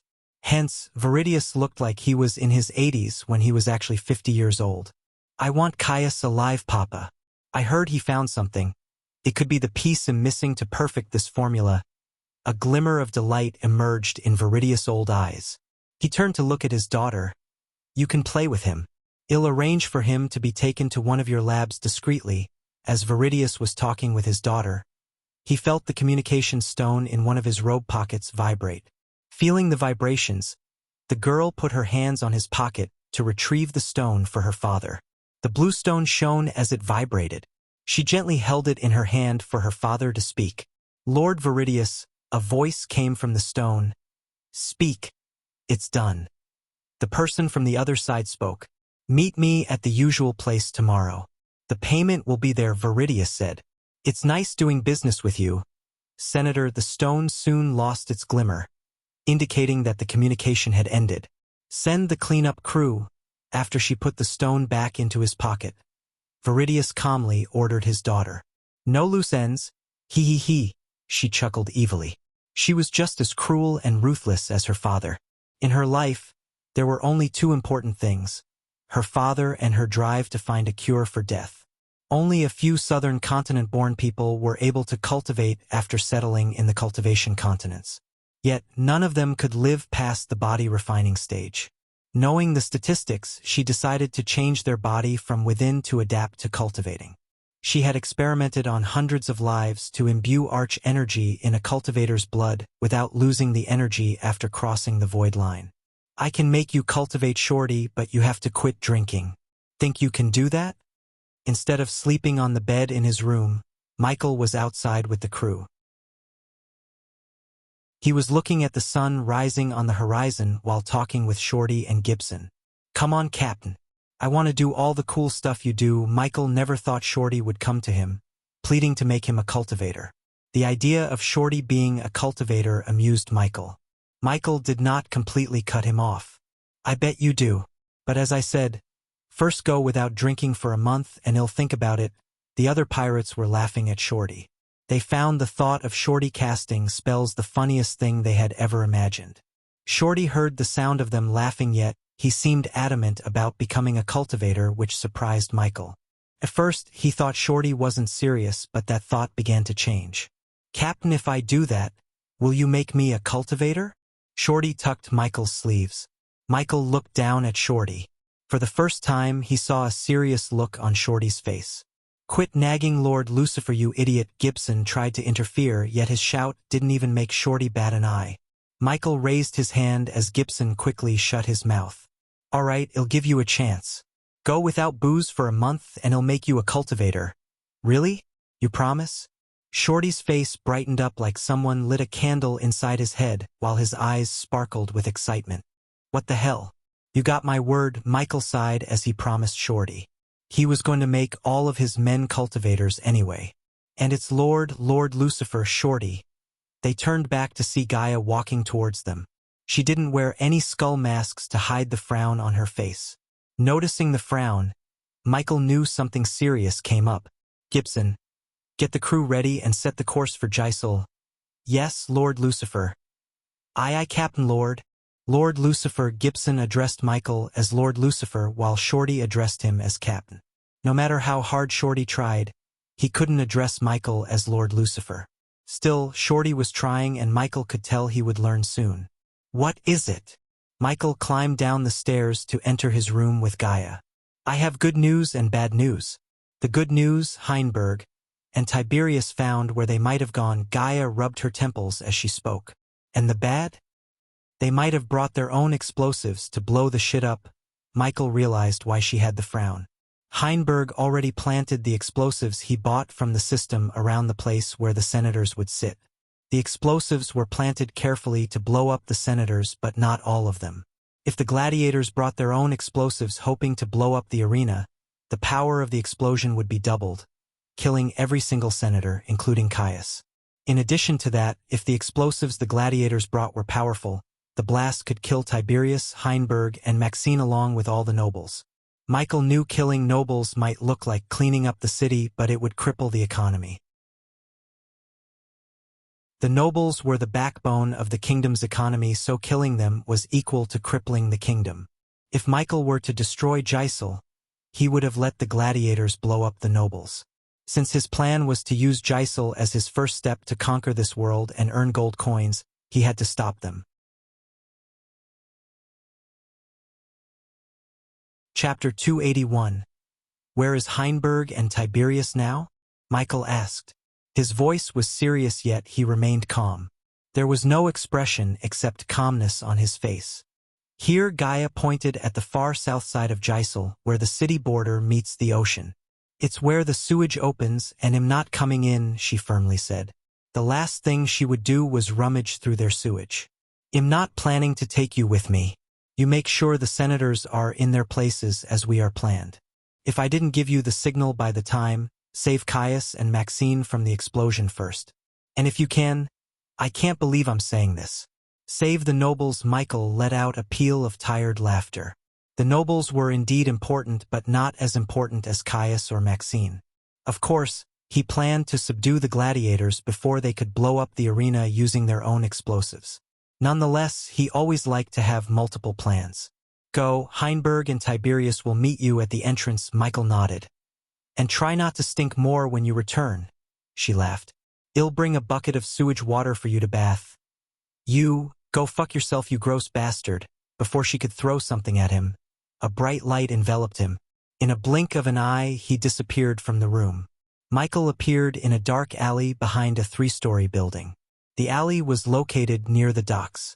He marked this place when he was staying in the city. Instead of walking towards the place where Heinberg and Tiberius were waiting for him, Michael cast the lightning dash to take off from the ground. In a few seconds, he was in the air above everyone and everything else. He could see the ships coming in and out of the docks. The sun was halfway above the horizon. The sparkling blue ocean had golden light decorating it as a gem on a crown. Calming ocean wind brushed past Michael while his raven-black hair fluttered in the wind, making his hair look messier and messier. Michael willed the system to equip his Lucifer armor with a mask. In a flash, he completely transformed himself into Lucifer except for the black cloud and the red eyes. Meanwhile, at the sewage entrance, Heinberg and Tiberius were waiting for Michael. The sewage entrance was a large circular hole with a few iron bars. Most of the iron bars were corroded, leaving plenty of space for someone to enter the sewage. The entrance was located under a bridge, which gave enough darkness for the two of them to avoid detection by soldiers. So how long have you been working for them? Tiberius asked, leaning on the brick wall. Heinberg was watching around to see if anyone's coming when he heard Tiberius' question. Couple of weeks. Tiberius arched his brows as he was surprised. For a guy who has been doing this for a couple of weeks, you seem pretty loyal to them. Fear. Instead of giving Tiberius a long answer, Heinberg uttered only a word. Fear. Well, if I saw someone fly like a bird and use magic inside the void line, it'd freak me out too. Tiberius shrugged. You've only seen a glimpse of what they can do. Tiberius wasn't interested in what they had done. He was more interested in what they could do to this godforsaken continent. Do you think they could do what the rebels are trying to do? I don't think I know. They will change the fate of this continent for better or worse. Whoa! As they were speaking, Tiberius saw a dark figure suddenly land before the sewage entrance. He recognized the armor, yet this was the first time Tiberius saw Michael with his skull mask on. Let's go find your friends. Without wasting a second, Michael leaped from the ground to enter the sewage tunnel. Like an obedient servant, Heinberg climbed up the sewage entrance following Michael. Tiberius entered lastly. Heinberg thought the stink outside was overwhelming, but compared to the inside, the outside stink was nothing. He had to cover his nose while following Michael. When Michael entered the dark forest with Gaia, He was poisoned with fear toxin. This lesson taught Michael to design his mask to filter toxins, poisons, and any particles that could harm him. With the inventor trait, his knowledge in alchemy, and a few parts from the system, he was able to build a mini filtration device inside his mask. Fortunately, the mask filtered most of the stink, but not completely. The further they walked into the tunnel, the less they saw what's in front of them. There was no torture or holes in the ceiling for the sunlight to come through. Hence, Michael had to conjure an orb of light to lighten the path. The red orb of light soon made everything clear for Tiberius and Heinberg. While moving forward, Michael was searching for footprints, yet he couldn't see one because the sewage water cleared any footpaths or evidence of the gladiators who walked the path before. After walking for a few minutes, Michael finally saw a crumbled wall. The brick wall had a hole large enough for a few men to walk side by side. They used some kind of explosion to blow this hole, Heinberg told Michael. A mini version of it anyways. We are still below the streets. If the explosion wasn't a small one, the soldiers would have felt the shake and come to check. That means there's someone with knowledge in explosions was with them. Tiberius seemed like he has just realized something. That son of a bitch Mark. Before he was a gladiator, he worked as a bodyguard for a scholar who specialized in explosives. He bragged about this when he was drunk. Thinking about Mark made Tiberius' blood boil in anger. Ever since his limbs started to shake due to the wound he suffered in the hands of Hyrieus, Mark tried to undermine him every chance he got. After Titus, Optimus, and Tiberius, Mark wiggled himself onto Doctorus' side. Tiberius always felt a bad vibe from Mark. We have to stop them from blowing shit up if you want your plan to work. Michael let in Tiberius with his plan because he wanted everyone to be up to speed for the plan to work. Michael pointed his finger towards the hole as the orb of light flew into the hole, lighting the path. Michael could see there are numerous paths branching out at the end of the tunnel. Shit, Tiberius cursed. Michael was prepared for this, that was why he brought some friends. Tiberius and Heinberg expected Michael to enter the hole searching for the gladiators. However, instead of stepping into the hole, Michael willed the system as several tiny drones appeared in front of him. The drones produced a faint humming sound as they moved into the hole. Neither of them had ever seen such things before in their lives. They just stared at the drones disappearing into the darkness with their mouths slightly open. Michael closed his eyes for a second when the drones reached the junction where there were 7 branching out tunnels ahead of the drones. He had a total of 14 drones. He sent 2 drones in each tunnel. The drones traveled extremely fast. Controlling all of them at once took a toll on his brain as he began to feel a slight headache.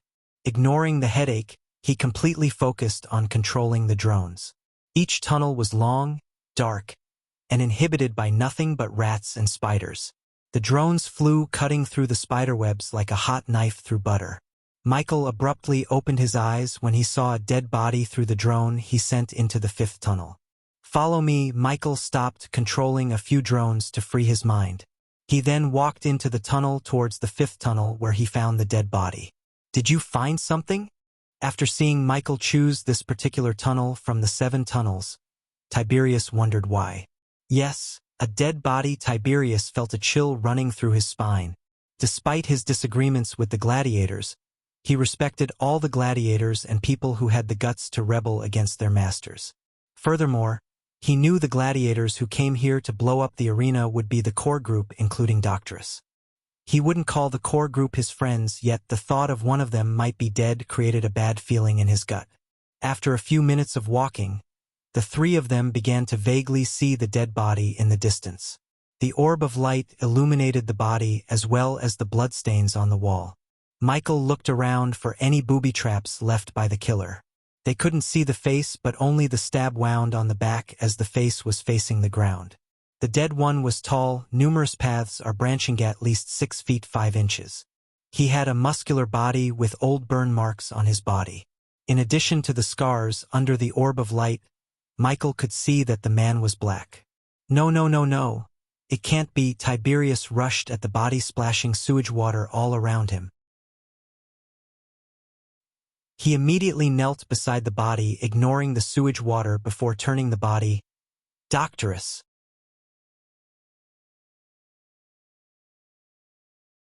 Chapter 282. Michael didn't say anything, but he was indeed surprised. He heard Tiberius talk about Doctorus when he asked him about the slave rebellion. The man trained some of the best gladiators in the southern continent, including Titus and Optimus. It was a pity to find this man dead. Michael planned to recruit him and make him train his own personal army of gladiators. "Come on, wake up, old man." Tiberius shook Doctorus' body frantically. "Do something." "He's dead, Tiberius. Someone stabbed him in the back." Michael pointed out the stab wound in the back. "We might catch whoever did this when we meet the other gladiators. Let's hope they're alive." Tiberius just realized that whoever killed Doctorus might have gone to kill the rest of them. Still, Tiberius couldn't believe a single man could have killed Doctorus. As far as he knew, it would take 10 gladiators to even wound Doctorus, let alone kill him.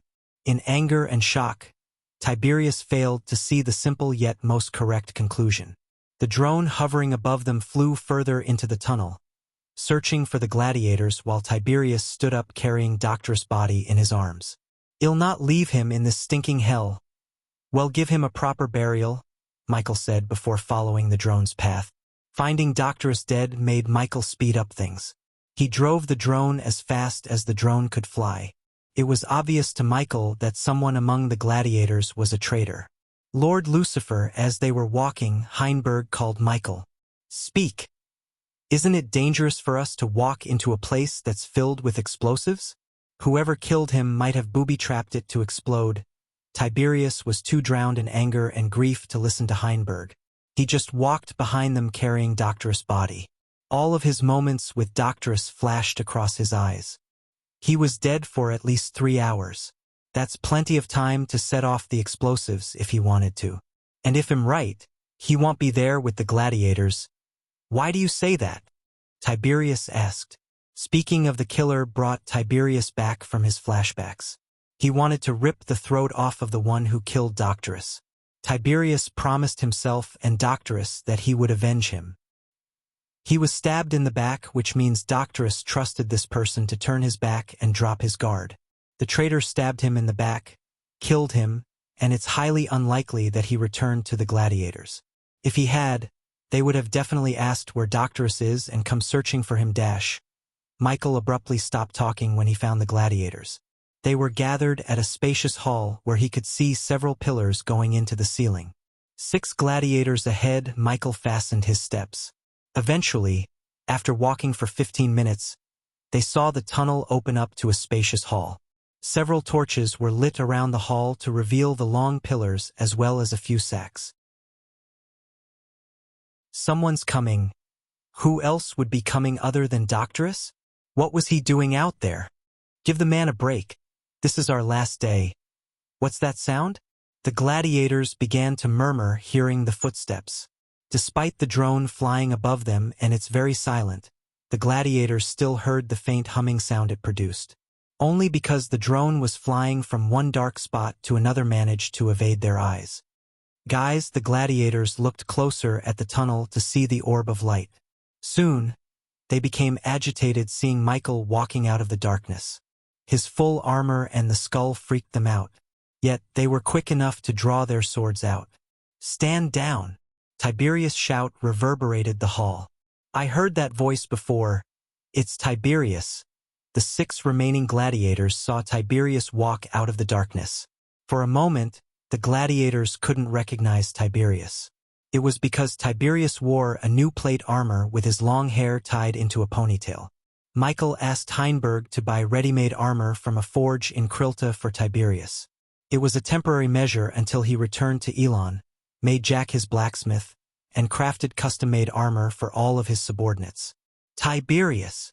All the gladiators' faces lit up seeing Tiberius, but within a snap of time, their smiles disappeared from their faces.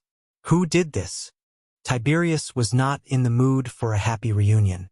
His eyes were blood red. He was basically shivering in anger. Michael and Heinberg could feel the killing intent radiating from Tiberius. Michael stared at the gladiators one by one. There were 6 gladiators in front of them. All of them were between 6 feet and 6 feet 5 inches tall with muscular bodies. The commonality between all of them was the burn marks and the scars on their bodies. What? Doctorus, the gladiators mumbled in shock. Their weapons were raised halfway, looking at Tiberius. Deal with them. They'll take care of the explosives. Michael saw the white clay attached to each pillar. Sensing the heat coming from the clay through his eyes of darkness, he recognized them as the explosives set by Mark. Is Mark here? While walking towards the first pillar a couple of meters in front of Michael, he asked the gladiators. The gladiators couldn't care less about the explosives after seeing Doctor's body. They all knelt beside his body, overwhelmed with grief. Where is he? Tiberius put Doctor's body on the ground, looking around for Mark, yet he couldn't see him. He was with Doctorus, do you think?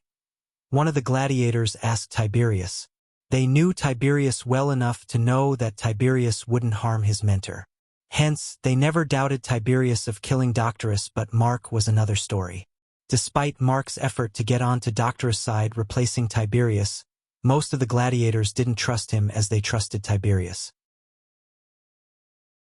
Of course, many disliked Tiberius due to his quick temper, arguments he had with Doctorus, and cold demeanor, yet they didn't make Tiberius any less trustworthy. He was stabbed in the back. Mark wanted to see the sunrise one last time. We don't know why, but after a few minutes he left. Doctorus went looking for him. Tiberius' killing intent skyrocketed hearing the gladiators. It became more and more evident that Doctorus was killed by Mark. He only didn't know why Mark killed him. We need to find that son of a bitch. Tiberius took his gaze away from Doctorus' face to Michael, who was staring at the clay mold sticking on a pillar. I'll rip that bastard to shreds. He's mine. Fuck blowing up the arena. We need to kill that snake. The gladiators were riled up. They passed the grieving stage to reach the stage where they felt nothing but the pure rage of a gladiator. I have an idea who knows where he is, Michael said. The white clay sticking on the pillar before him seemed nothing special in the naked eyes. At first, Michael thought he would want to ask the system's help to diffuse, but he was wrong. The white clay was a chemical compound, which meant it related to alchemy. Combined with his knowledge of alchemy and inventor traits, he began to sense how the explosives were made of and how to diffuse them. With eyes of darkness help, he could see the inside of the clay. Unlike most of the bombs on Earth, there were neither wires nor circuits in the clay. Inside the white clay was a word separated through the center by a liquid. Either side of the liquid was filled with chemical compounds that would create a reaction when coming to contact with each other. The liquid was the substance that prevented the compounds from getting mixed. The white clay covering the orb absorbed this liquid little by little, hence working as a timer. System: I need a syringe filled with coconut oil. 50 badass points. Do you wish to buy it? Yes, the liquid just needed to be non-reactive to either of the substances in the orb. Compared to the liquid already inside the orb, coconut oil was a much better option. In a flash, 2 syringes appeared in Michael's hand. One was filled with coconut oil, whereas the other was empty. Michael gently sent the needle of the syringe filled with coconut oil into the line where the liquid was. He pressed the syringe head as the liquid line began to get filled with oil. After refilling the liquid line, Michael sent the needle of the empty syringe through the clay towards one of the substances before gently squeezing the substance into the empty syringe. It took Michael a couple of seconds to completely remove the substance from the orb. After he took out the chemical compound, there was no substance for the other one to react with. Thus, the explosive was reduced to nothing but slightly hot clay. You're coming with me. Michael pulled out the clay from the pillar before storing it in his space ring. He wanted to study the explosive further to make some changes to it, so he could use them in the future instead of buying explosives from the system as he did. I split the chapters into 2 to make them interesting and less draggy. Also, the Southern Continent arc is coming to end with a bang.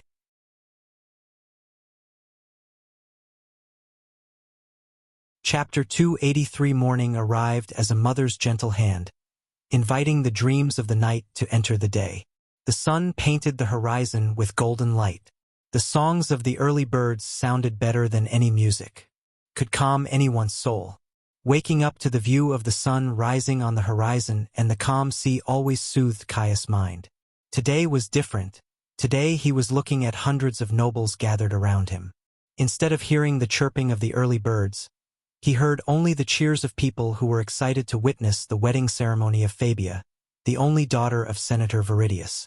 The arena could simply hold 45,000 people. Because the ceremony was meant for only the richest and the powerful, out of 45,000 seats, only 350 were filled, including the senators. Many nobles from the nearby kingdoms attended the ceremony with their relatives. They were more interested in watching gladiators fight to the death rather than Fabia's wedding. On the elevated stage built for the senators, 8 lavish chairs were arranged in the front line while numerous less fancy chairs occupied the space behind the first line. Among the 7 chairs in the front, 6 were for the senators, 1 for the bride, and 1 for the groom. The rest of the chairs were for the senators' family members. Caius was the first senator to come as he wanted to seat himself on the chair where Lucifer told him to. If everything went according to the plan, this day would change his life forever. Caius walked towards the 4th chair from the right. Standing in front of the seat, he ran his finger on the top rail until he felt a bump in the cushion covering the rail. "Don't worry, Senator, Lord Lucifer, and the Dark Queen will protect you." Maxine entered through the doorway carrying a silver tray with wine cups on top of it. She was assigned as a personal maid, so she had to do these chores to make it look real. The worst part of the job was not serving Caius, but having to wear the ridiculous maid uniform. At least she got permission for Lord Lucifer to wear a large hat that helped her hide her embarrassment. The others are on their way. So look normal. Caius drew a long breath, preparing himself for the big day. As she said, he needed to look normal or the other senators might get suspicious. Although the senators would look friendly to the public, they all hated each other due to the power struggle between them. They wouldn't raise a finger if there isn't a political benefit for them. The mere thought of getting rid of all of the senators made Caius' blood boil in excitement. Following Lucifer seemed a very good move at this moment. Senator Caius was just about to reach his hand out to pick a wine glass from Maxina's tray when he heard a familiar voice calling out his name. Maxine turned her head to see a tall man with long brown hair walking towards them with 2 Spartan soldiers. He was thin as a stick. With his wide grin and bony face, he really looked creepy in her eyes. "Senator Quintes," Caius smiled, but anyone could tell the smile was fake as a unicorn. "Looks like you two has beaten me to it." Maxine saw another man walking behind Quintes. Unlike Quintes, he was rather short and chubby. No Spartan soldiers or relatives could be seen accompanying this man. He came walking alone. Senator Kiso, yet again the 3 senators exchanged fake smiles. "Where is that giant of yours, Senator?" Quintes asked Caius. He completely ignored Maxine. She could see the contempt in his eyes when he looked at her. "Won't he obstruct the view of the wonderful fights?" Caius said with a small grin on his face. "He certainly will," Senator Kiso said, letting out a short burst of laughter. "What did I miss?" The 3 senators saw Senator Selleck approaching them with his 2 wives, 3 children, and 2 fully armor-plated soldiers. He was neither too short nor too tall. His golden hair was short, just like one of his wives. The second wife was a redhead with a beautiful hourglass structure. The senator and the golden-haired woman seemed like they were in their late 40s, but the red-haired woman looked much younger. One would guess that she was in her late 20s. The 3 children stayed beside the golden-haired woman. 2 of them were young boys in their late teens, while the girl seemed a couple of years younger than them. "Look who's here." Senator Kiso welcomed the senator's family with a grin. Maxine noticed the genuine smile on Kiso's face. His smile seemed genuine because Senator Aarons and Kiso were planning to tie the 2 families with a marriage between Kiso's daughters and Aaron's sons. Just like any other continent in this world, marriages were proposed with ulterior motives. They were kind of deals and cared less about the groom and bride's feelings. Even the Winston family arranged a marriage between Noah and Alicia to strengthen their family. Plus, in this world, a man was allowed to marry as many times as he wants. Hence, most of the cultivators and noblemen had a harem of wives. It was extremely rare to see someone like Michael who hated the idea of having a harem of wives. With his reputation and talent, he could have as many beautiful wives as he wants. In addition to his hate towards the harem, Gaia would murder anyone if one wanted to share him with her. So I see I'm the only one who brought the family. Senator Aarons laughed. The red-haired woman remained expressionless while the others shook hands with the senators before taking their seats. Where is Senator Viridius? He can't be late to his own daughter's wedding. Senator Quintes looked at the doorway expecting Viridius. Speaking of weddings, where are the bride and groom? And is Senator Marcus coming to the ceremony? Senator Kiso asked the senators. I won't be surprised if he didn't show up considering what happened at the gala. Senator Aarons said as the senators except Caius nodded their heads. What Senator Aarons said would have been true if Caius didn't receive any orders from Lucifer. It was Caius' responsibility to bring all the senators to the stage. Senator Caius had to owe Senator Marcus a favor to get him to the marriage. Since these senators wouldn't survive to see the next day, Caius was happy to oblige to Marcus' demands. What the hell are you waiting for? Move your flabby ass and go bring refreshments for everyone. Senator Quintes raised his voice at Maxine. Yes, my lord. Forgive me. Maxine quickly lowered her head, hiding her anger from showing on her face. She didn't want to disappoint Lord Lucifer because of Quintus' remarks. Take a seat, gentlemen. Caius gestured at the senators to sit. He didn't budge an inch away from the chair he was supposed to sit on. Are you all right, Senator Caius? The golden-haired woman noticed the few sweat drops appearing on Caius' forehead. Caius knew she is more observant than the rest of them. Still, he was surprised by her question. Why wouldn't I be? It's not like my daughter's wedding. Caius brushed off her question with a joke. Quickly fix your daughter's marriage, Senator Caius. I have some excellent matches for your daughter. I bet you do. The woman chuckled as Maxine returned carrying 2 silver trays with several wine glasses on top of them. While she was serving them, everyone in the arena heard a loud rumbling noise. They looked up to see the airship slowly floating towards them in the sky. This wasn't the first time Maxine saw an airship. The design of the ship was very similar to the blimps on Earth. Instead of helium, the scholars used odril gas. It was produced by heating odril or in extreme heat. The blimp cast a huge shadow on the arena as it was almost 150 feet long, 60 feet high, and 50 feet wide. Despite its enormous size, the blimp could only hold 20 people, including 2 pilots and 3 crew members. However, there were airships in the southern continent that could hold more people and fit with weapons for air combat. Senator Viridius is really showing off, Senator Kiso snickered. The blimp continued to move at a snail pace before coming to a halt at the top of the arena. Ding, ding, ding. Right at this moment, loud bell sounds could be heard. Realizing the wedding ceremony had begun, the nobles became silent. On the fighting ground, a woman wearing a red dress walked towards the center. Her dress was extremely revealing. Everyone could see her plump, rosy thighs, as well as her navel and cleavage. The fighting ground wasn't paved with stone but filled with sand, so the gladiators also had to fight the scorching hot sand on their feet. The woman, however, wore a heel to prevent the hot sand from hurting her feet. She fiddled with her brown hair while waving her hand at the nobles around her. Her smooth, silky skin, oval face, and hourglass structure made the youngsters stare at her without taking their eyes away. She certainly enjoyed this attention. That was why she chose to host gladiator fights despite the blood and gore the fights accompanied. Let's give a loud applause for the bride and our Senator of Defense.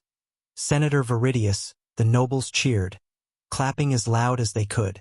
Soon, the senators sitting on the stage turned their heads back to see Senator Viridius walking towards them with his daughter by his side.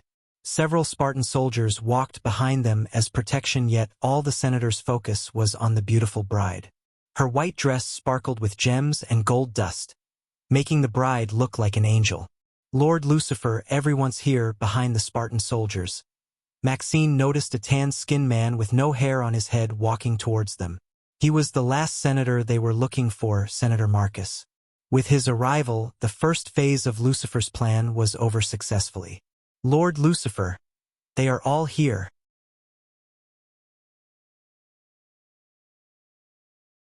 Chapter 284. Senator Viridius led his daughter to their chairs, which were located right next to Caius.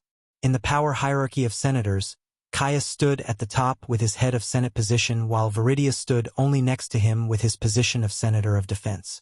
They both held two of the most important ministries of a kingdom, finance and military. The voting for electing senators was one of the important events in any Senate-ruled kingdom. Only noblemen had the right to vote. The number of senators in a kingdom varied from kingdom to kingdom. In Gisel, there were 6 senators. Hence, in Giselle, the first 6 candidates with the most votes would become senators. Among them who got the most votes would become the head. The head of the Senate had the power to choose a ministry for himself and assign ministries for the other senators. Caius chose the finance ministry because compared to the rest of the ministries, he could swindle more money in the finance ministry. Defense ministry was the most stressful and problematic one, therefore, he assigned it to his potential head of Senate candidate, Viridius. Over the years, Caius saw how Viridius is becoming older and older. He rejoiced inside because if Viridius were to die, there wouldn't be any competition for the head position in the future. Pity, Caius said to himself looking at Fabia in her wedding dress. He felt bad for the girl to die on the most important day of her life, her wedding. First of all, let's congratulate Miss Fabia who is about to become Lady Fabia Herius. The girl on the ground had a metal cube on her palm that amplified her voice loud enough to reach everyone in the arena. The nobles whistled and clapped as Fabia kept waving her hand at them. Viridius gestured at Fabia to seat herself before sitting beside Caius. While everyone's focus was on the bride and Viridius, Marcus took his seat without causing a ruckus. He sat on the last chair from the right beside Senator Quintes. I don't see the groom, Senator Viridius. Caius leaned towards Viridius. He's taking care of something for me. He'll be here soon, Viridius whispered. Viridius placed a trio of elite killers among Herius' security detail to kill him and the other Spartans.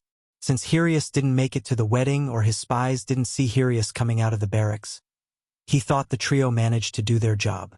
What both Viridius and Caius didn't know was Michael and Gaia killed all of the security detail including the 3 killers placed by Viridius and kidnapped Herius. The trio might be the best killers gold coins could buy yet in front of Michael and Gaia. They were as weak as babies. At that time, Gaia didn't even notice there were 3 elite killers among them. He better be. It's his wedding after all. Caius was concerned about Herius. He didn't want Herius to escape and use what's about to happen as a trump card in his campaign if Herius chose to run for Senate. Settle down, my lords, my ladies. It's time to kick-start the celebration. Hoo-hoo! Yeah. Release the beasts.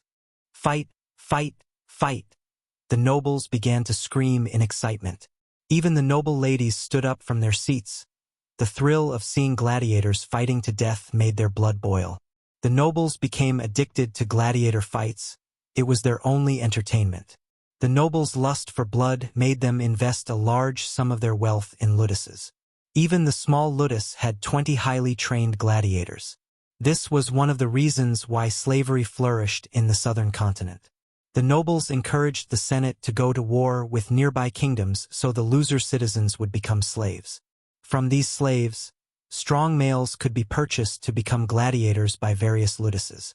Almost all the nobles and the rich would attend the yearly gala where they would bid for slaves who had the qualities to become a gladiator. The girl on the ground grinned happily hearing their chant. She then stared at her left and right side. Both sides had 8-foot iron gates. There were totally 6 iron gates around the fighting ground. During big tournaments where 6 gladiators fight to the death, each ludus would send 1 gladiator through 1 gate. They wanted the gladiators to meet each other only on the fighting ground. As seconds passed by, the wind became hotter and hotter above the sand. The wind also revealed the skeletons of various animals such as bison, giant lizards, and lions buried halfway in the sand. One could even see human remains in the sand.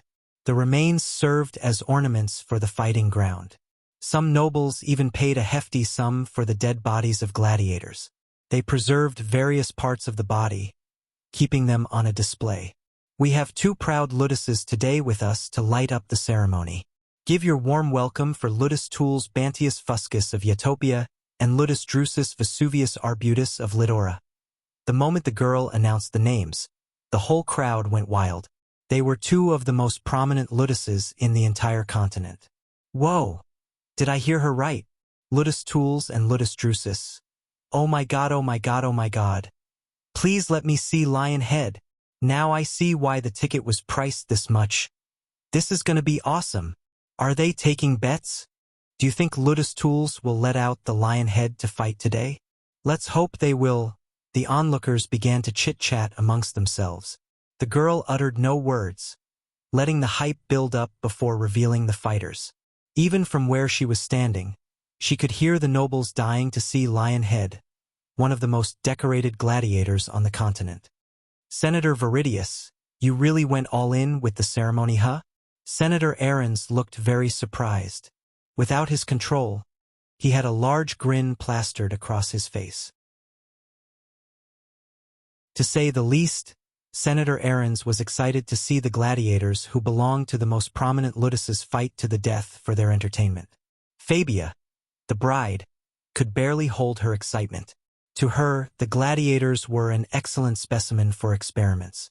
After her failures with Titus and Optimus, she was looking for new specimens. If her father's plan went without a hitch, she would have some of the best gladiators to play within her lab. Don't get too excited, Senator. This is just a glimpse of what I've in store for you today, Viridius smirked. We cannot wait to see. Senator Quintes laughed without having a clue about Viridius' real intention. While the senators were staring at the women on the ground to announce the fighters' names, Viridius retrieved the pocket watch from his toga pocket to check the time. Maxine noticed Viridius checking the time. She knew he was checking the time to leave the stage when it's time for the explosion. As he was looking forward to the explosion, there would be one, just not at the time he was expecting. I won't take any more of your time, my lords, my ladies. Let's open the gates for Sextus, the eye gouger from Ludus Tools. The east side iron gate slowly opened as all the eyes fell on the gateway to see the gladiator striding through the gateway. The gladiator wore nothing but leather boxers with metal bracers and leather boots. He stood 6 feet 4 inches tall. Except for the abs, he had clear muscle definition everywhere else. The half-skull he wore as a hat on his head freaked out some of the people. As he was striding towards the center, he kept licking his bronze mace. The sweet scent of woman's flesh, taking his tongue off of his mace. Sextus licked his own lips staring at the announcer girl. She tried her hardest not to show the discomfort on her face. And from Ludus Drusus, I welcome Lars. The lightning whip, the west side gate slowly creaked open, getting all the attention. Crack, crack, crack. Gradually, they all saw a tall figure walking through the gateway, making cracking sounds along the way.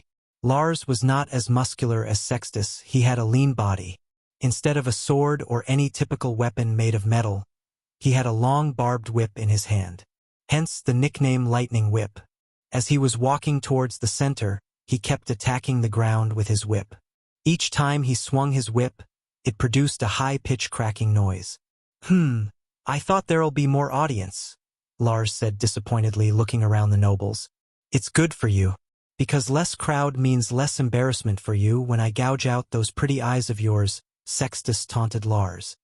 He raised his voice loud enough for the metal box on the girl's palm to amplify his voice. The nobles became excited hearing Sextus. The more blood and gore, the better for the nobles. Fight! Fight! Fight!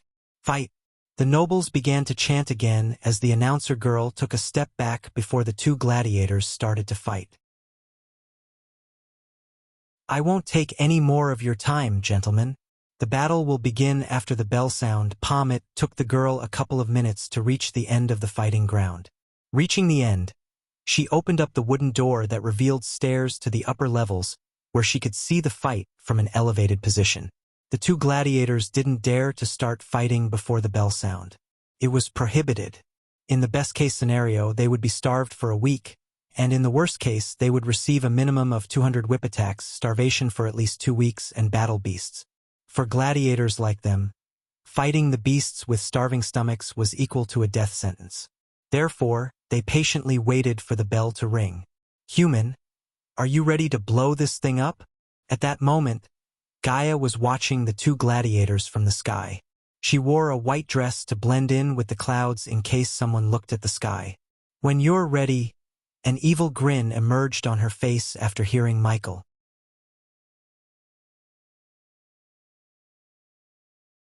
Chapter 285. Lars and Sextus were standing on the fighting ground center with a few meters distance between them. The nobles could feel the hot air radiating from the sand in the fighting ground. Coupled with their excitement, they began to sweat more than the gladiators themselves. Ding, ding, ding. Finally, the 3 bell sounds reverberated the arena. The moment the bell sound appeared, the nobles screamed as loud as they could. Crack! Lars immediately whipped his whip at Sextus before leaping back. The whip was effective in long-ranged combat, hence Lars leaped back to create a distance between them. Sextus barely dodged the barbed whip. It scraped the skin off of his shoulder. Getting his skin peeled off was extremely painful, yet Sextus didn't let the pain slow down his movements. The blood splattered on the hot sand, producing a faint sh sound. Lars kept whipping the barbed whip at Sextus, trying to stop Sextus from getting close. Just like his nickname, Lars' whip was lightning speed. Arg! Sextus screamed. Not in agony but in anger. The agility of Lars and his quickness of attacking him made Sextus madder and madder. From the battle started, Lars had the upper hand. He was agile, quick, and kept attacking Sextus with deadly accuracy. The nobles were on the edge of their seats. Whoa, Lars is really good. No shit, look at Sextus. All messed up. Why is it that brute not getting close? He's trying, but that scrawny one is not letting him. I never thought a whip could be this effective and dangerous. The onlookers had different opinions about the fight. Most of them, however, favored Lars. They were right, as even Gaia, who's hovering in the sky, favored Lars to win the fight if the 2 gladiators continued to fight. Every one of them could see Sextus slowing down due to the wounds he suffered. Kill! Kill! Kill! A group of noble youngsters began to chant. One could see the blood lust on their faces. Their chant riled up Lars as he began to attack Sextus more violently and frantically. The cracking sound of the whip became louder and louder. Sextus' body was painted with his own blood. His flesh and blood splattered across the hot sand.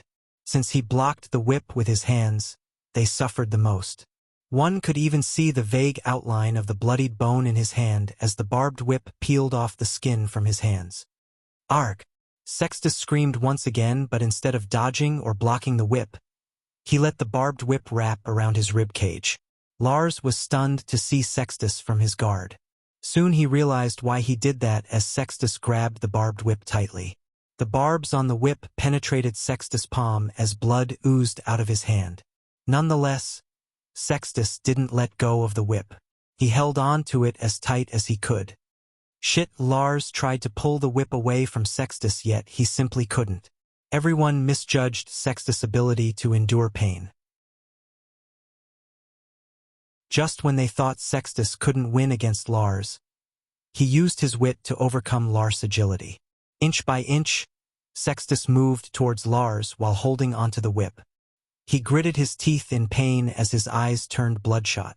Even his brown skin became paler due to the blood loss. How is he doing that? This is awesome. Look at all that blood. Lars is doomed.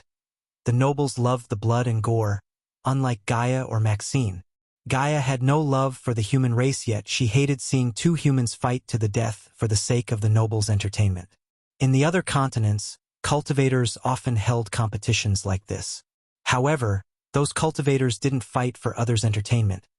Rather, they fought for rare resources, treasures, and gold coins. Plus, almost all those competitions had the option of surrendering. If one decided to surrender, there were no consequences except they would not get the said prize. Human, are you sure we can't blow these assholes to hell?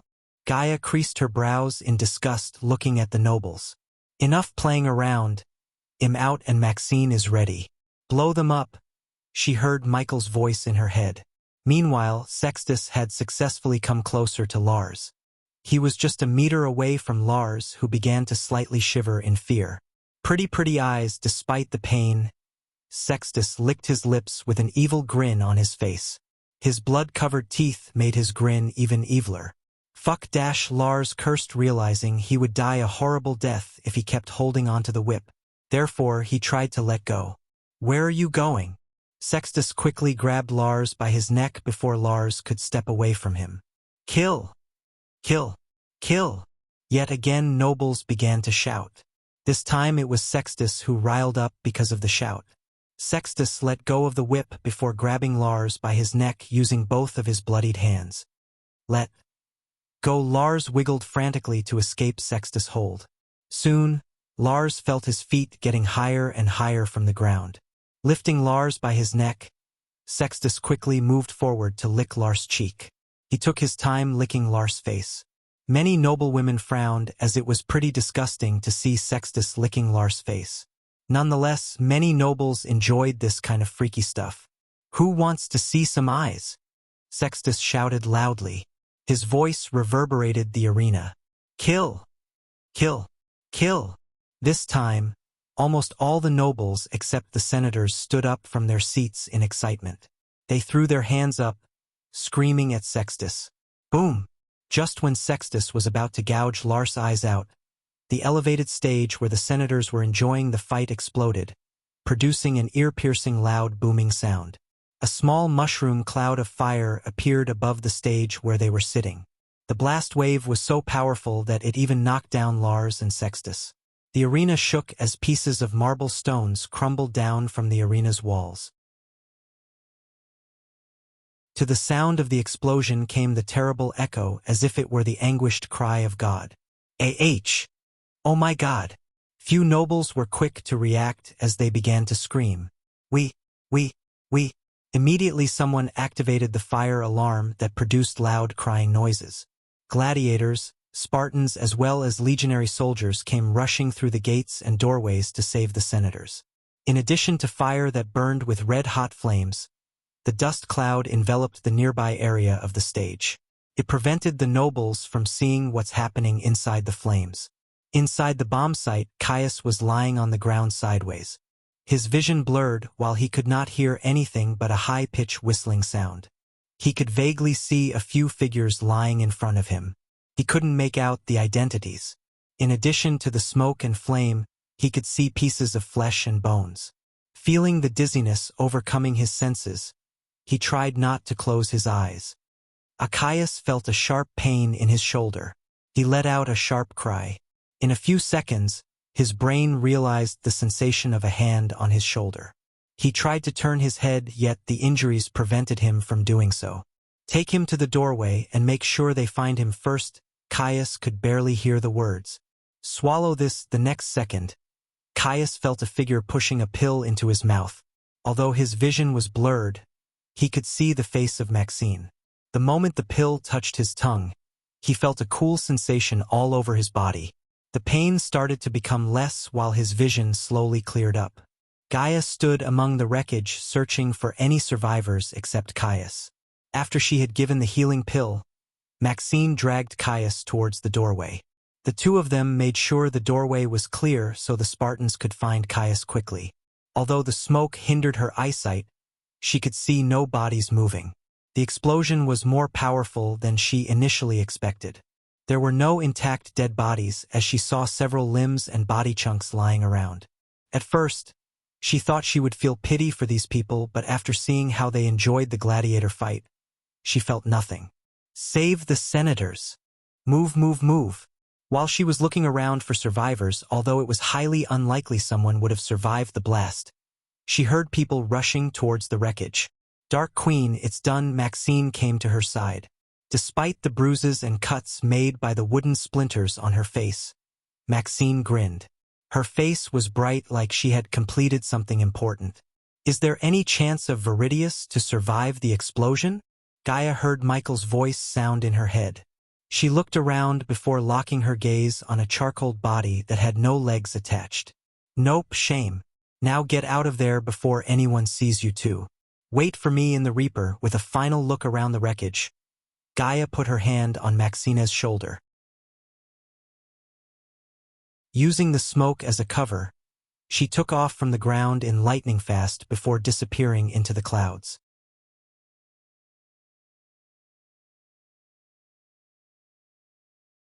Chapter 286. Onshore breezes climbed the mountain slopes until the air became cool enough to condense its vapor to rain. A lone banyan tree stood atop the mountain, casting its dark shadows on the muddy ground. The rain reacted with the earth, creating the scent of ground. Under the banyan tree stood several figures. One of those figures was Michael. The city of Krilta could be seen in the distance. His eyes were fixed on the smoke reaching the sky from the arena. "It's done," Michael said, turning back to see the fresh grave of Doctorus. The gladiators gather around the grave with their heads lowered. They paid their last respect to Doctorus in silence. Michael walked to the grave, kneeling on one knee in front of the grave. Regardless that he knew nothing about the man, he respected him because he deserved it. He started this rebellion against the nobles, he fought for freedom and died a free man. Michael paid his respect by grabbing a handful of soil and pouring it again onto the grave. It was a gesture of respect, also a sign of forgiveness for what he was about to do.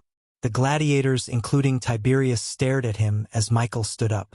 They all noticed the smoke, except they were not in the mood to rejoice. The loss of Doctorus was too overwhelming for them. They were ready to sacrifice themselves, yet they never imagined Doctorus would be murdered by one of them. "You know why he left you at the camp instead of taking you with us?" one of the gladiators asked. The sound of thunder rumbling, as well as the flashes of lightning, accompanied them along with Tiberius' silence. "He wanted you to lead the rebellion after him," the gladiator finished his thought. Tiberius just let out a hollow laugh. "Crazy bastard. Always managed to find things that I cannot agree with." Tiberius took his gaze away from the grave to the dark cloud-filled sky. He closed his eyes, letting rain droplets wash over his face. "I'm no leader. I never was and never will be. What we need is a leader who could do the impossible." Tiberius gave a long and hard thought about this. Although he only knew Lucifer for a short amount of time, he saw what Lucifer is capable of. For instance, he just killed every senator except one with no casualties on his side, where Doctor's plan included them getting blown to pieces with the senators. "You know, before I met you, I met Doctorus." Tiberius' brows arched up while the four gladiators looked at him bewildered. "I made the same offer as I did to you. Follow me and I'll help you cleanse this continent." He was a warrior to the core. There was no fear in his eyes.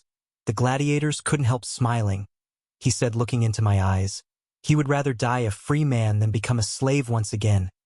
"Sounds like him." Tiberius smiled. The fact Lucifer went to Doctorus before coming to him didn't surprise him the least. If he was in Lucifer's shoes, he would have done the same. After all, Doctorus was a far better warrior and a man than him. I respected his wish, but it's a pity that he put his trust in the wrong man. "Now it's time for you four to make the choice for yourselves and the entire rebellion."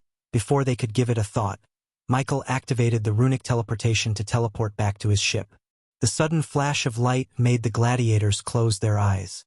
When they opened them, they were standing on a ship. There was nothing but the ocean surrounding them. In the distance, they could see the familiar docks where they initially landed with Doctorus. "What just dash, you whack, you whack." Since this was their first teleportation experience, they immediately felt everything inside their stomach making a return trip towards their mouth. They rushed towards the ship's edge to throw up in the ocean. Tiberius tried to fight the vomiting sensation, yet, after a few seconds, he too ran towards the edge. Michael or the crew members were nowhere to be found on the upper deck. He wanted the gladiators to discuss in private. A few minutes passed by before they finally moved their heads away from the ocean. Including Tiberius, they drew a few deep breaths. "How did he dash?" "No idea," Tiberius answered before even the gladiator could finish his question. "But that's another reason we should follow him," Tiberius said, looking at the four of them. They seemed reluctant. While they were staring at Tiberius to continue, he retrieved a small pouch and a parchment from the side pocket of his black breeches. Tiberius tossed the parchment at one gladiator while the pouch at another gladiator. Most of the gladiators were soldiers before becoming a gladiator, so they had basic training in reading and writing. The gladiator who opened the pouch raised his brows as his mouth opened wide. "Is this for real?" The same startled expression could be seen on the gladiator's face who just read the parchment. It is, and what's in the pouch is only 10% of what he's paying me. The gladiators were dumbstruck because they could tell that there were at least 100 gold coins in the pouch.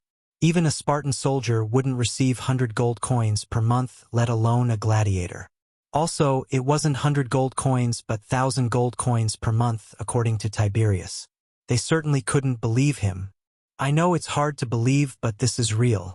Fuck that money for a moment. I'm not asking you to trust him, I'm asking you to trust me. He don't fucking need us. If we want to avenge Doctorus and make his dream come true, we need him. Tiberius paused for a moment before continuing. Look, you saw what he's capable of. He just killed the senators of Gisel without a single casualty while you dumbass went on with a suicide plan. The gladiators had a mix of emotions emerging on their faces. They were shocked to hear that Lucifer killed the senators without a loss while feeling slightly ashamed of their suicide plan. Don't make the same mistake Doctorus made. We need him. He's gonna change this place with or without us. I've already made my decision to follow him. It's time you made yours. It'll give you 10 minutes to decide, as he said. He turned back to walk towards the captain's cabin where Tiberius hoped to meet Michael. After taking a few steps, he stopped. And keep the gold for old time's sake. Michael was currently sitting on his throne behind the oak table as Gaia rested on the sofa comfortably. On the table, the map of the southern continent could be seen. A jade dagger was striking into the map where Gisel is located. The dagger was an indicator that Gisel is in his control. Behind the skull mask, he was smiling. He left a spider with the gladiators. Through the spider, he could hear everything they were talking from his throne. Recruiting Tiberius proved to be a good move, as what he said to the gladiators made them change their minds. Of course, they wouldn't completely trust him. It was expected of them. He didn't want them to trust him, he wanted them to trust Tiberius. Thank you, Doctorus. He thanked Doctorus in his mind for giving him an army. Everything he told the gladiators about him meeting Doctorus and offering him a deal was nothing but lies. He had neither met nor talked with Doctorus. He just used Doctorus' death to his advantage. His lies put a seed of doubt in the gladiators' minds. They would have certainly wondered whether Doctorus would be alive if he decided to follow Lucifer. Because of his lies, it was highly likely that the gladiators would choose to follow him, wanting to avoid the mistake of Doctorus. Knock! Knock! Come. The door opened after Michael's word. Tiberius entered the cabin door. What have they decided? Like he heard nothing, Michael asked Tiberius. Unless they have shit for the brain, they will agree to follow you. Good. Maxine will arrange passage for your people to reach Gisel from the Grey Mountains safely. At the time they reach Gisel, Caius would have announced that he's abolishing slavery in Gisel. If you want, you can wait till he announces it and bring your people in small groups. Tiberius was speechless. The rebels had to pay in blood to keep the nobles at bay and run the rebellion, yet in a couple of days, Lucifer managed to do what they couldn't do for 3 years. He knew Lucifer's plan. Even so, seeing it getting executed without a problem stunned him completely. He only wished Doctorus should have been here to see the rebellion finally moving forward towards the goal. Can we really trust Caius? He's noble to the core. What if he changes his mind? Well, kill him. Gaia waved him off casually. I made sure he doesn't do such a thing. You focus on getting your people settled on. Caius will give you a piece of land and resources to build a village. After he reforms the Senate to my liking, the village will receive further support to become much more. I gave them the freedom they were fighting for. From now on, their fate is in their hand with conquering Gisel. He finished everything he intended to in the southern continent for the time being. He knew the Hydra would become a godlike existence in the future beside Nightmare. In addition to the gladiator army, he had an undead army waiting for him outside the pyramid, his second base of operation. The whole undead island had become his domain. Soon after Caius forms a new senate, he would get a small fortune of gold coins regularly as another revenue for his future wars. It's time to go home, Michael said to himself.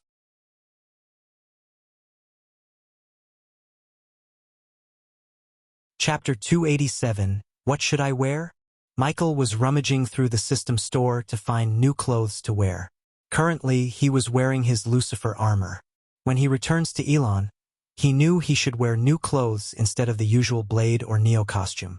How could a badass wear the same clothes every day? Instead of choosing a movie costume, Michael wanted to wear something suitable to this world, medieval-style clothing. With his buffed body, no matter what he wore, it would make him extremely good-looking. Plus, unlike before, he now sported a stubble beard to further his handsomeness. Before he departed to Elon, he only needed to cut his hair short as his raven-black hair had grown past the shoulder length. In front of his eyes, there were varieties of clothes such as tunics, shirts, brays, metal chains, long coats, and long sleeves. Show me all the long coats. Only black ones, right? Of course, the system filtered the long coats using Michael's parameters. Soon, numerous black coats appeared before him. There were regular trench coats with fur collars, double-breasted trench coats, and a few other variations of long coats. After a few minutes of pondering, he ended up picking a black trench coat with no fur collars. The coat almost reached his feet. It had a mix of medieval and modern vibe to it. Do you want shirts and trousers to go along with the coat? Shit, I sound like a salesgirl in a clothing store. The system murmured as Michael chuckled. Nah, give me a turtleneck, trousers, and suede boots. Make them all black. Aren't you forgetting something? The dual sword sheath. Let me first get 2 new swords to my liking. Michael's 2 swords were degraded, losing most of their sharpness. Because Michael knew nothing about Jack's death, he was still planning to make Jack a blacksmith and forge 2 new swords. Everything will cost you 6,000 badass points. Do you wish to buy them all and store them in the system storage? Buy them all. Do you wish to buy the same set of clothing for Gaia? It'll cost you additional 1,000 badass points to remodel the clothing to fit her. She already has enough doubts. Getting new clothes out of nowhere is an unnecessary risk. For now, they'll take her to the best clothing store in Elon. After everything they went through, Michael wanted to take a long break to clear his mind. Going on a date with her seemed like a good idea to him.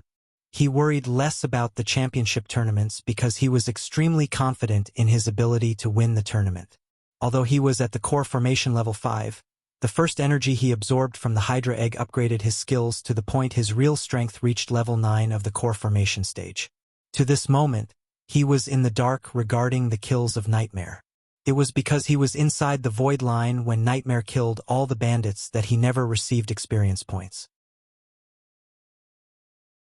In addition to Nightmare, he also never received the experience of Arius kills. Eventually, Michael exited the system. He was still sitting on his throne. He was not alone. In front of him stood Gibson, Maxine, Tiberius, Heinberg, and Gaia remained by his side. I have tasks for each of you to finish while we're away, as he said. He turned his gaze towards Gibson. You said the seas out here are plagued with rogue pirates. I want you to hunt them down, offer them the choice to join our ranks. If they refused, kill them all but try not to damage their ship too much. His plan was to become a pirate lord. To become one ship was not enough. He needed a fleet of ships. Rather than building or buying new ships and crews for a new fleet, he planned to make the rogue pirates join his ranks by force. Use this to repair the Reaper and resupply the cannons. Michael pointed at the small chest on the corner of the table. It contained a chunk of wealth he obtained from Lars' ship when he first reached the southern continent. As you wish, Lord Lucifer. Gibson showed no hesitation in his face. The Silent Reaper was a legendary ship that overpowers most of the pirate ships in a one-on-one battle. To give a fair fight to the Reaper, it would take several man-o'-wars or the Pirate Lord's ships. Next, Michael looked at Maxine. Travel to the Grey Mountains with Tiberius. Make sure his people reach Gisel safely. Consider it done, Lord Lucifer. She bowed her head as Michael turned his gaze at Heinberg. Gaia just brought Heinberg from Gisel with the help of a teleportation scroll. His previous task was to monitor Caius while he was in the infirmary getting treated for the wounds he suffered in the explosion. It was highly likely that the nearby kingdom might try to use the Gisel's temporary crisis to their own advantage by sending assassins after Caius. I need you to conduct a background check on everyone in Caius' list for the Senate. Put a file on every single one. After that, find the gladiator named Mark. The mere mention of the name Mark made Tiberius' veins pop out in fury. He didn't need any proof to know that it was Mark who killed Doctorus. Initially, he wanted to hunt down Mark himself, but he was talked out of the plan by Lucifer. He needed to be at the Grey Mountains more than on the hunt to Mark. As you wish, Lord Lucifer. Michael felt proud looking at his subordinates. When he first came to this world, he had nothing. Almost a year later, he managed to put a strong foundation to dominate this entire world in the future. He could imagine the people in this room becoming his generals, powerful generals. His enemies would have to face them before even coming to meet Gaia and him. They would be like the top-level bosses. And put these in your ear. Michael flicked his wrist as tiny earbuds appeared on the table. The earbuds slowly began to float towards each of them except Heinberg, as he already had an earbud to communicate with Gaia and Michael. Always keep them in your ear. Who knows? One day it might save your lives. Gaia snickers evilly to mess with them. All of them knew she has a weird sense of humor. You can all go eventually. After everyone left the room, only Gaia, Michael and Hydra remained in the room. He stood in front of a mirror with a hair clipper that was powered by arch energy. He spent almost an hour in front of the mirror, cutting his hair to perfection. This was the first time he cut his hair since he came to this world. "Ow, I like your long hair," she pouted while sitting on the sofa. The Hydra was still asleep after a hearty meal. Currently, 2 tiny wings were sticking out of its back. The wings indicated that the Hydra would be able to fly in the future. He couldn't help wondering how big the Hydra would grow. "I like changing my looks often. Don't you want to try new looks?" While clipping his long hair, he asked her. Perfection doesn't need alteration. There was an immense amount of pride could be seen on her face. He knew she was right. She was perfect in every way.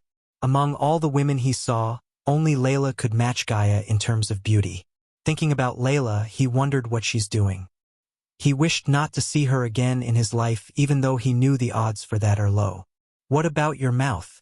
It's far from being perfect," Michael teased her, expecting her to get mad. Making her mad was one of his hobbies. "Fuck yourself, human." She was used to getting teased by Michael. Her lack of anger made teasing a bit dull. In a few minutes, he shortened his hair and shaped his beard to perfection. "How am I looking?" Michael asked. She stared at him from top to bottom before leaving the sofa to come to him. She put the Hydra on the table.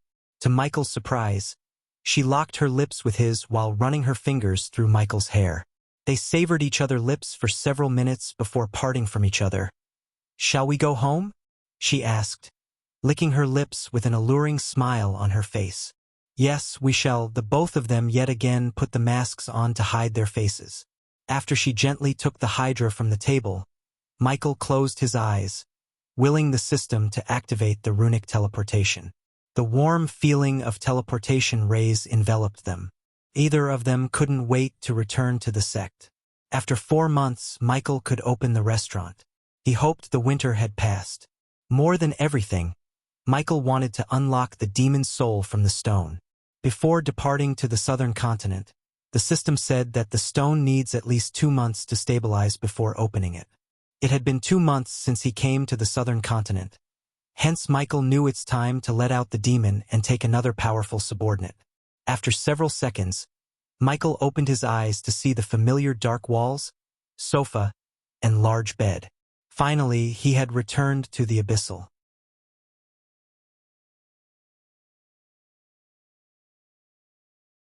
Chapter 288. His room in the abyssal looked the same as left it before going to the southern continent. He could feel the arch energy in the surrounding air. Compared to the air in the southern continent, the air here felt thicker and clean. If he hadn't gone to the southern continent, he wouldn't have felt the difference. "Oh, baby, I missed you so much." Gaia leaped onto the bed. She landed back first on the bed while keeping the Hydra closer to her chest. Her ample chest cushioned the force produced by the bed's spring from hurting the tiny Hydra. Aha! Each head of the Hydra opened its eyes, yawning. It only took the Hydra a couple of seconds to feel the change in the surroundings. "Where are we?" The white head and the silver head curiously looked around the room. The black head, however, closed its eyes to sense the arch energy in the air. Just as they were scanning their surroundings, the Hydra began to glow from within.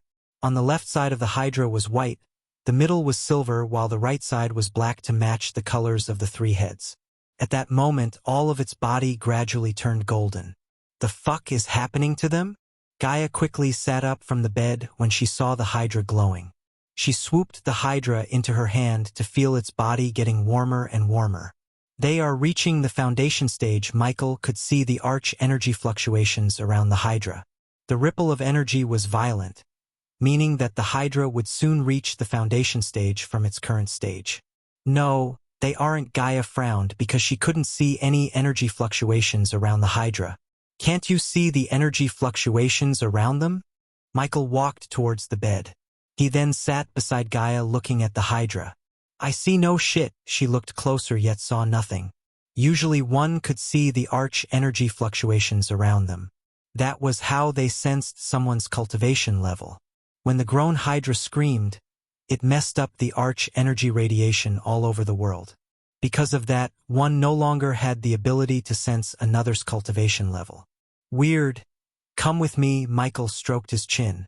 He began to doubt whether it's because of the demon soul in the pocket dimension attached to his room. Before departing to the southern continent, he placed the demon stone in the pocket dimension. Therefore, he stood up walking towards it. All the three heads had their eyes closed. She gently picked up the Hydra in her hand as she followed Michael behind. Reaching the black door, Michael placed his hand. He felt his hand slightly getting warmer. With a clicking noise, the door slowly opened to reveal the inside. He still had a hard time believing the scenery before him was another dimension. The beautiful water wall flowed from the miniature hill's top, forming a small lake that glistened in the sunlight peeking through the mountain cracks. Above the small pond, the demon stone was hovering. The closer he walked towards it, the louder he heard the humming sound coming from the stone. The demon stone has stabilized. You can release the soul within the stone.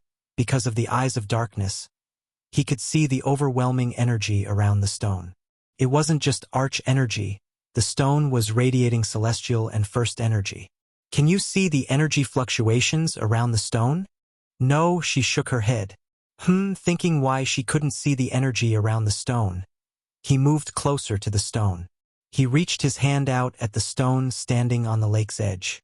The chilling water washed over his feet as the stone slowly hovered towards him. Careful, she clenched his arm tightly for a moment. Stay behind me, Michael asked. Finally, she let go of his hand. While the stone was hovering just an arm's reach away from him, she moved behind him. Time for another subordinate. Michael was excited to release the demon soul. With a flick of his wrist, he willed the stone to move closer. An invisible force kept pushing Michael's hand away, yet it couldn't stop him completely. Gritting his teeth, Michael used all of his strength to break this invisible barrier. His arm muscles flexed up while a web of veins emerged to upper skin. With a final push, Michael grabbed the stone. The moment he touched the stone, it produced a sound like pouring water onto a hot pan. His mind went blank completely as in a few seconds, he was floating in an empty space. As far as his eyes could see, there was nothing. It was just a red empty space. System, he called out the system, hoping to get some answers from it. However, before he could hear the system, a bright light appeared in front of him out of nowhere. The bright light began to rotate faster and faster. In a few seconds, it grew brighter to the point Michael tried to close his eyes. The light was bright as a small sun. The demon soul has been released. You have to pay the system 40,000 badass points to subdue and make the demon your subordinate. At first, whenever the system named a high price, he would become mad or at least annoyed. However, he learned that the higher the system's price for something, the more valuable and powerful it would be. The sheer amount of 40,000 badass points made his blood boil. Despite his blood-boiling excitement, he had a question in his mind. Didn't I pay you 15,000 badass points to bring back the demon to life? Just as he said, he paid the system 15,000 badass points at the annual auction when he first bought the stone. He wondered why the system suddenly asked for another 40,000 badass points. 15,000 badass points to bring the demon soul back to life from a long slumber. This 40,000 badass points for making the demon 100% loyal to you. Try to imagine what would happen if you wake a demon that's not loyal to you. Also, what now? When he heard the system drag its voice, he realized it's gonna ask for more badass points. He sighed inside. Currently, he had 70,000 badass points to spend. Initially, he planned to buy some new legendary level spells or upgrade the existing ones before the tournament.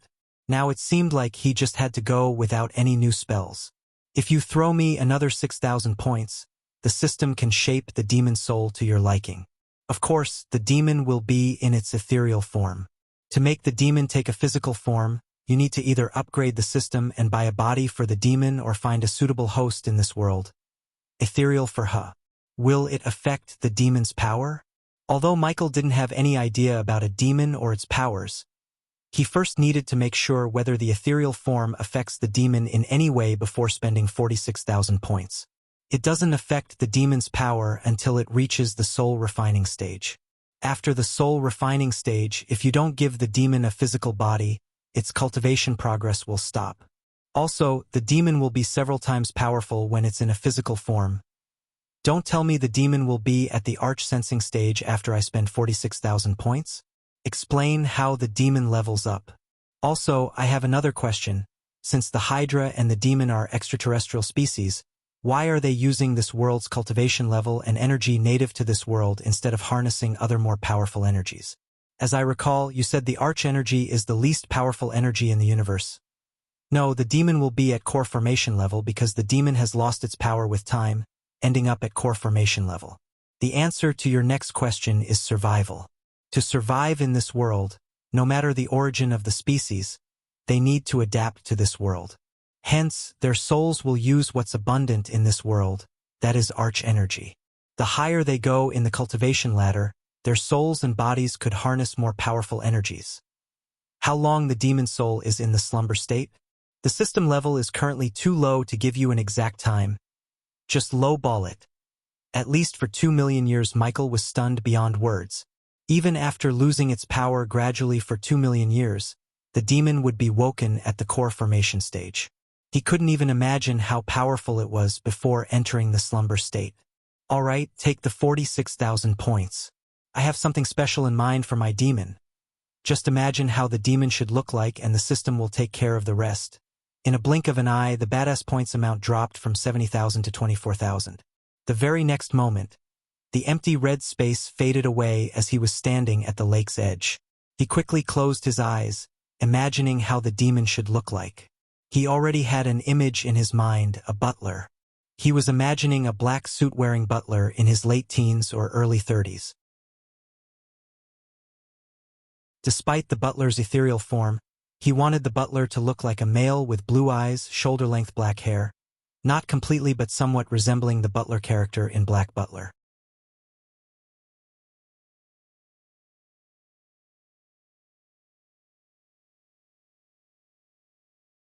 Nerida lost her cool. Her hands tightly grabbed the Vina. She seemed like she would start to attack Noah any second.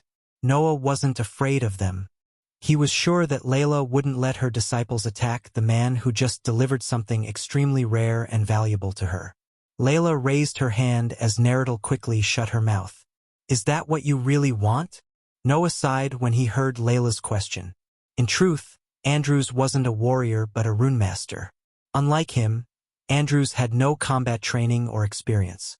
If Andrews wanted just to compete, Noah might have let him as it would help him get some battle experience. However, Andrews asked Noah to help him win the tournament. Noah tried his best to talk him out of the idea until he heard Andrews' reason behind his decision to compete and win the tournament. Love makes one do crazy things, Lady Alden. Andrews always had my back ever since we were little. It's time for me to return the favor. It's okay if you don't want to help me, Dash. I'm not helping you. I'm just settling a debt. Go tell your cousin to be prepared. He'll be at core formation when the competition starts, she interrupted Noah before he could finish his thought. Noah was stunned for a couple of seconds. There was no concern in her eyes about the tournament committee. Thank you, Lady Alden. 3 days before Noah ventured searching for the Witcher Stone, He was roaming the garden with his mother at Penn Town. Alicia was on the other side of the garden with Sabrina. She was training Sabrina for the championship tournament for those under the core formation level. The golden Babaru followed Samuel the butler into the kitchen to snack on the food. Therefore, Noah was alone with his mother. "Where's Dad?" Noah asked Diana. "He went to the Sunrise sect to buy potions for our soldiers." Noah frowned. "What happened to the potions in our warehouse?" All the potions in their warehouse were brewed by Noah himself. The Winston family handed out the potions for free. If anyone needed a healing potion in Penn Town, they could ask in any one of Winston's family warehouses. Noah disliked the idea of selling potions such as healing potions for money, unlike Michael. "They are gone 2 weeks ago. You were nowhere to be found to brew more, so your dad decided to buy some in case of emergency," Diana said with a gentle smile. She hid her lie behind the smile. On contrary to what she said, there were still a few crates of healing potions in their warehouses, but the reason for Ethan's visit was he wanted to see whether Ghost has come out of seclusion yet. Ever since Ethan heard about Jack's murder, he put secret guards around the sect to make sure no one will hurt Ghost, his son. It was Ethan's way of showing his love for Ghost. Diana was unable to stop him from visiting the sect as Ethan blamed himself for everything that happened to Diana and Ghost. Noah couldn't see through his mother's lies because she had never lied to him before in his life. Besides, what she said made sense to him. Occasionally Diana stopped to tend to the flower plants on the side of the path they were walking. While she was tending to one of the roses, a maid came running to Diana. "Lady Diana, the dress you ordered has arrived." The maid took deep breaths after running to Diana. Hearing the maid, Noah was surprised. He looked at his mother with his brows arched up. "Mother, you ordered a new dress." Ever since Noah was little, he never saw his mother order new dresses or care for things such as jewelry, fancy clothes, unlike other noble ladies. She rarely visited clothing stores. They had to force her to make her come with them. Yet, right at the moment, her face lightened up hearing the maid. "I can't go to the tournaments looking dull." She dusted the mud on her hand before walking towards the maid. "Really? What have you done to my mother, woman?" Noah chuckled as Diana twisted his ear for making fun of her. She was in a good mood. "Does Sabi know you're going to the tournament?" Noah thought the reason for his mother's sudden interest in new clothes was Sabrina. Since it was Sabrina's first major tournament, Noah was thinking Diana bought new clothes for the occasion. Although Diana was happy to see her daughter compete in the tournament, she was more excited to see her son. She was thankful to the Guardian Guild for preventing the Guardians from competing. She knew she couldn't even imagine her 2 sons fighting each other. "It's a surprise. Your father and aunts are also coming to see the tournament other than Ethan, only Imelda." Her elder sister knew about Ghost's identity. Just like her, Imelda was also extremely excited to see her nephew in action. Not only Imelda, but even Sabrina was looking forward to seeing Ghost again. "You're coming with us, Noah," Diana firmly said. "You know I like to spend time with you guys, so yes, I'm coming," Noah said as he saw Samuel walking towards him from the manor. Young Master Andres is waiting for you at the apple tree." "Huh? Did he say why?" "No young master, but young Master Andres seemed odd, and also, there's a person with him." Noah frowned hearing Samuel. "A person, you say?" "That person was wearing a hood and cloak, young master. Young Master Andrews said not to ask the person's identity and wanted to meet you immediately." "The person with him, is he at the East Side Garden also?" Diana creased her brows.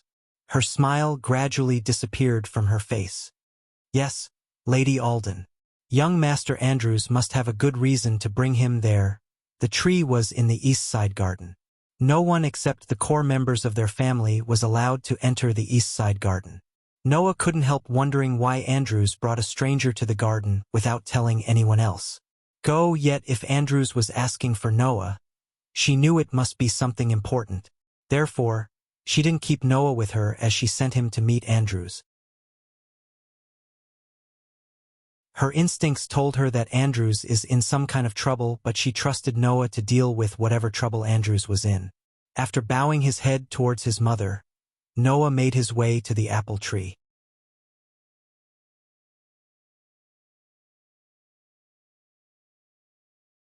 Chapter 290. Andrews was standing under the apple tree overlooking the small pond.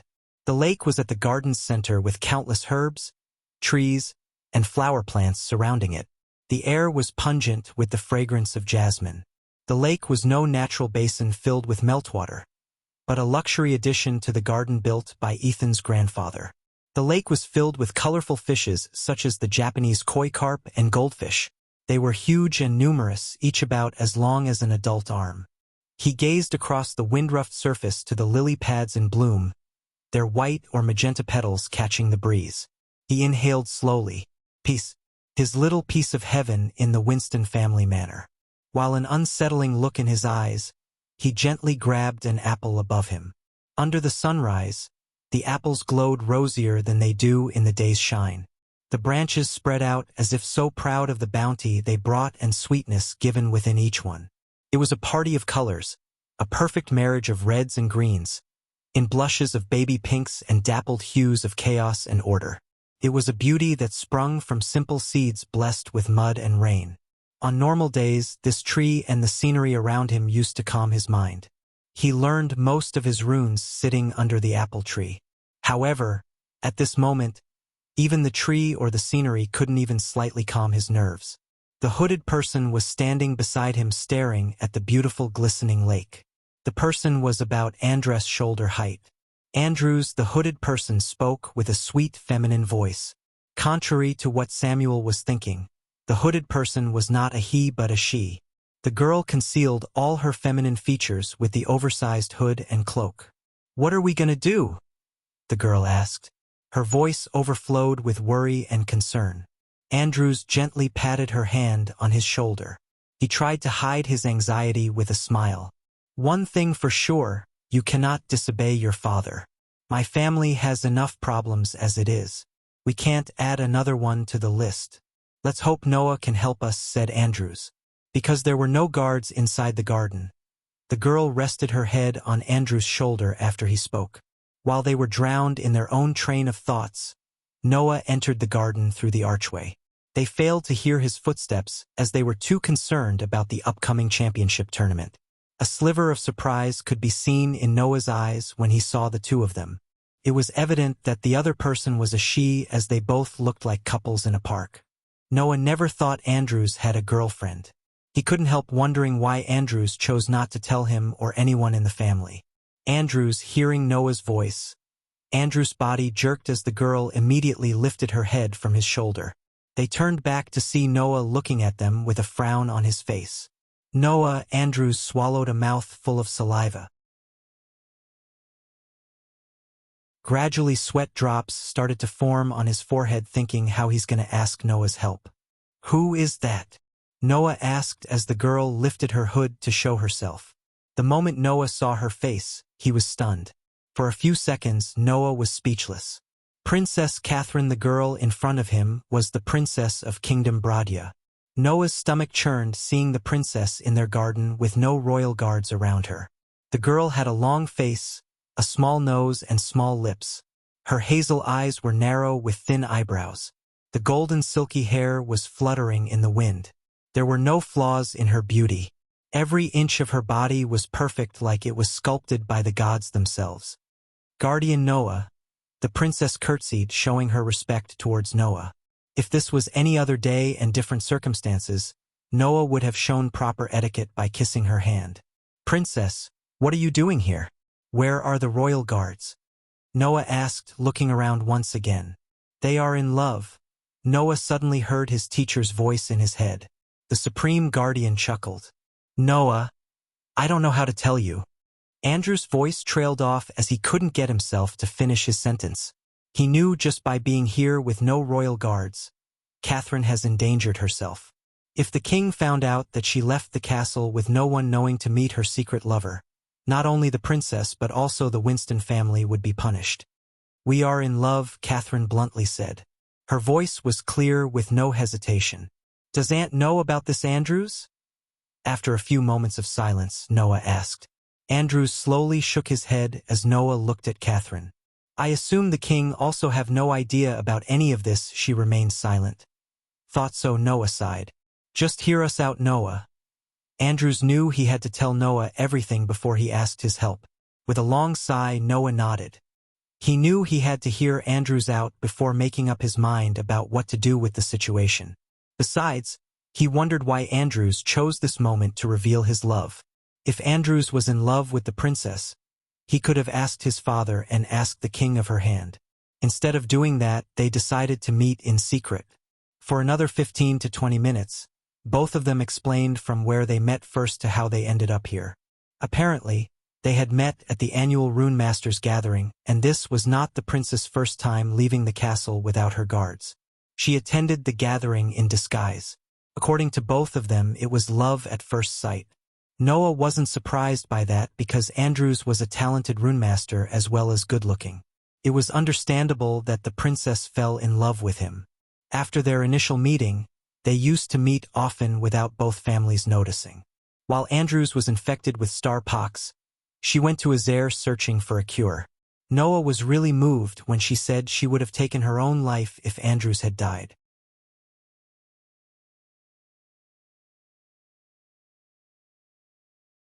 The scholars are still working on the device to determine one's cultivation level. It must be God's blessing that the tournament has postponed. Catherine wiped off the tears as a sliver of smile filled with hope emerged on her face. Master Noah Dash. Please, call me Noah Princess. We are going to be family. Noah placed his hand on Andrew's shoulder. This was his way of showing his support. Noah's smile filled both of them with confidence and hope.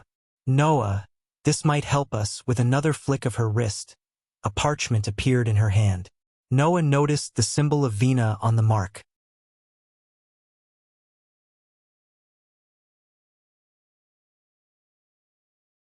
Chapter 291. Gaia's brows arched up in shock. White and black smoke was coming out of the demon stone, gradually forming a human form. She always imagined a demon being 8 to 10 feet tall with muscle mountains for the body, as well as 2 horns sticking out of its head.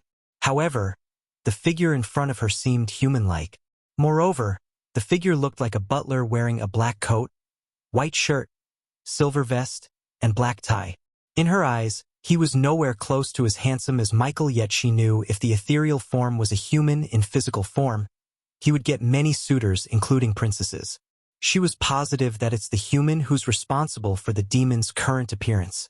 The demon butler's ethereal form slowly became brighter and brighter. Both Michael and the demon butler's eyes were closed. She waited for them to open their eyes. While she was waiting for them, the Hydra started to grow in size. It felt like she was holding a hot plate in her hand as the Hydra. Still, she never let go of the Hydra. Do you wish to accept the demon as your subordinate? What do you think, you damn system? The system remained silent, waiting for his obvious answer. Yes, I do, he sighed in his mind. He was too excited to meet his demon butler, so he chose not to bicker with the system. The thought of having a demon for butler made his blood boil in excitement. He never felt this excited since he first realized he has a system and he's in a fantasy world. Congratulations to the host for obtaining a demon subordinate. The demon subordinate has reached 100% loyalty. Congratulations to the host for unlocking the bloodthirsty ability of demon subordinate. The demon subordinate can absorb the blood essence of a living being to temporarily enhance its strength. The more powerful the blood essence, the stronger the demon would grow. Due to the demon's ethereal form, it's completely immune to any physical attacks. You can bind the demon to yourself and one of your bases of operations. No one except half-immortal beings could see the demon unless the host wishes to reveal the demon. Warning: although the demon is completely loyal to the host, it has its own personality. The system suggests you by the Book of Butlers and basic knowledge of this world for the demon to learn the ways of this world. Does the host wish to buy the 2 books for 3,000 badass points? His field of view was filled with blue notifications and warnings. He took time to go through every single one of them before buying the 2 books as the system suggested. The personality warning: don't worry, Michael. In fact, he was glad to see his butler was not a mindless drone. He wanted all of his subordinates to act on their own for his greater good. Subordinate: Demon Butler Cultivation Level, Core Formation Level 8 Race. Demon Status: Healthy, in ethereal form. Trait: Butler, unique, loyalty towards the host. 100% system. List all the skills of the demon. I want to see the cool stuff he could do. Another interface appeared before them. One by one, the demon butler's skills were listed in front of them in golden letters. Skills: Phantom Touchbind Area Teleportation Bloodthirsty Imitator Phantom Form Mind Dominator. Phantom Touch is the ability of the demon to materialize for a moment inside a physical being. The demon butler can bend the space around it to teleport near the host and the bound area. The demon can absorb blood essence to temporarily grow stronger. The demon can imitate the host's spells and skills. The imitated skills and spells will not be as powerful as the host's arsenal. The demon can choose to hide from naked eyes. Only the host and a chosen subordinate could see the demon when it's using the phantom form. The demon's voice could dominate weak-willed enemies' bodies. The system explained each skill one by one. Can these skills be upgraded? Yes. The skills can be upgraded through badass points and reaching higher stages in cultivation. Cool. Michael was ready to meet his butler, but he had one last thing to do. Buy the 2 books and bind him to me and the abyssal. Warning. Suddenly his field of view turned black as the warning beeps screamed in his mind. Binding the demon to you will reveal everything about you to the demon, including your previous life. What? Michael was thoroughly upset to hear this. Cool down, host. The demon is 100% loyal and the rules for the subordinates apply to it. Hence, the demon cannot harm you or betray you in any ways. If he knows everything, does that include you? No. The demon will not know the existence of the system. Michael's mind was filled with questions. Trusting the demon with his previous life didn't seem like a good idea to him. He wanted that life to be hidden from anyone except Gaia. Only because he was planning to marry Gaia, he revealed his previous life to her. Still, he didn't completely divulge everything that happened on Earth. Think of the demon as the Alfred to your Batman. Even if you wanted to, you cannot go back to Earth or anyone in the universe, no matter how powerful they were. So there's no harm in letting the demon know. Trust me, host. I got your back. Somehow the system sounded trustworthy to Michael. Despite its tendency to rob him of his badass points, the system did have his back always. His gut feeling told him to listen to the system. Sooner or later, someone would definitely connect the dots between Ghost and Lucifer. Michael knew this. So letting the demon know about his 2 personas wasn't a world-ending problem to him. Revealing his life on Earth seemed like a bad idea. Still, the system assured him that the demon would not be able to betray him in any ways. What if I don't bind the demon to me?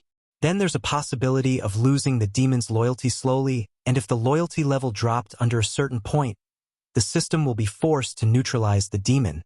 The system sounded cold. After spending almost 60,000 badass points, Michael would never let the demon die in vain. With a heavy sigh, he finally decided to bind the demon. Go ahead, bind the demon to me and the abyssal. Michael felt a tingling sensation within him, like something was getting embedded into his soul itself. The sensation lingered for another couple of minutes before fading away. Now you're all set. His field of view got clear of notifications and warnings as he slowly opened his eyes to see a black-haired man in butler's uniform kneeling in front of him. The butler looked exactly as he imagined. Tell me what's going on here? Is he really a demon?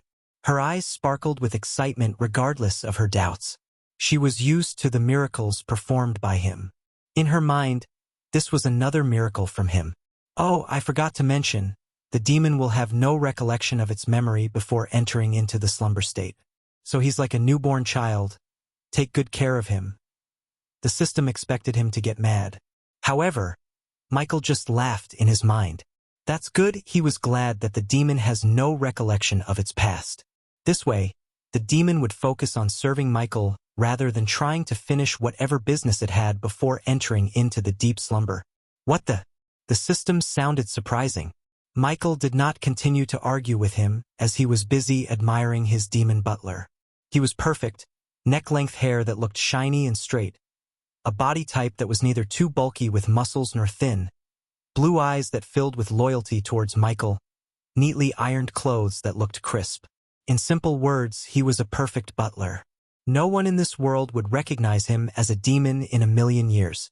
Should I address you as Lord Lucifer or Master Ghost? My lord? His voice didn't disappoint Michael. The voice was crisp, rough, mesmerizing, and gravely calm. How did he dash? He had to know everything about me. That's the price I had to pay for waking him. I'm not questioning you, but can we really trust him? He's a demon for God's sake, she quickly whispered in his ears. You can trust me with your life? Lady Gaia. The butler turned his sharp gaze towards Gaia. Michael never thought the butler would also know her identity. It seemed like binding let the demon know almost everything Michael knew. Whoa, this is fucked up. She stared at Michael as he signaled the butler to stand up. Although the butler was in an ethereal form, it was really hard to notice the lack of physical body. The question is, how do we call you? Michael asked. The three of them stood in silence for a few moments. She was in shock due to everything that happened while Michael was deep in thinking of a new name for his butler. At the moment, except for the sound of the waterfall hitting the ground, there was no sound. Azazel, Sebastian, Michael, and Gaia said at the exact same time. The name Azazel was Michael's while the latter was hers.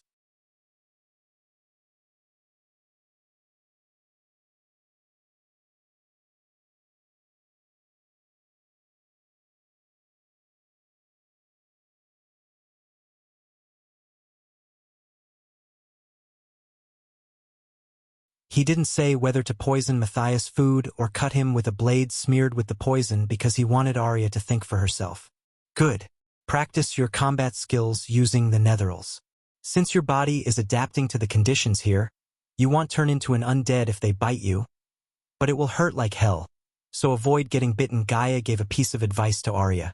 After seeing how they treated slaves in the southern continent, Gaia had a soft spot for Arya. Yes, Lord Lucifer, she was afraid of the undead. One could see the fear in her eyes. Yet she obeyed his orders regardless of her fears because she herself wanted to get tough.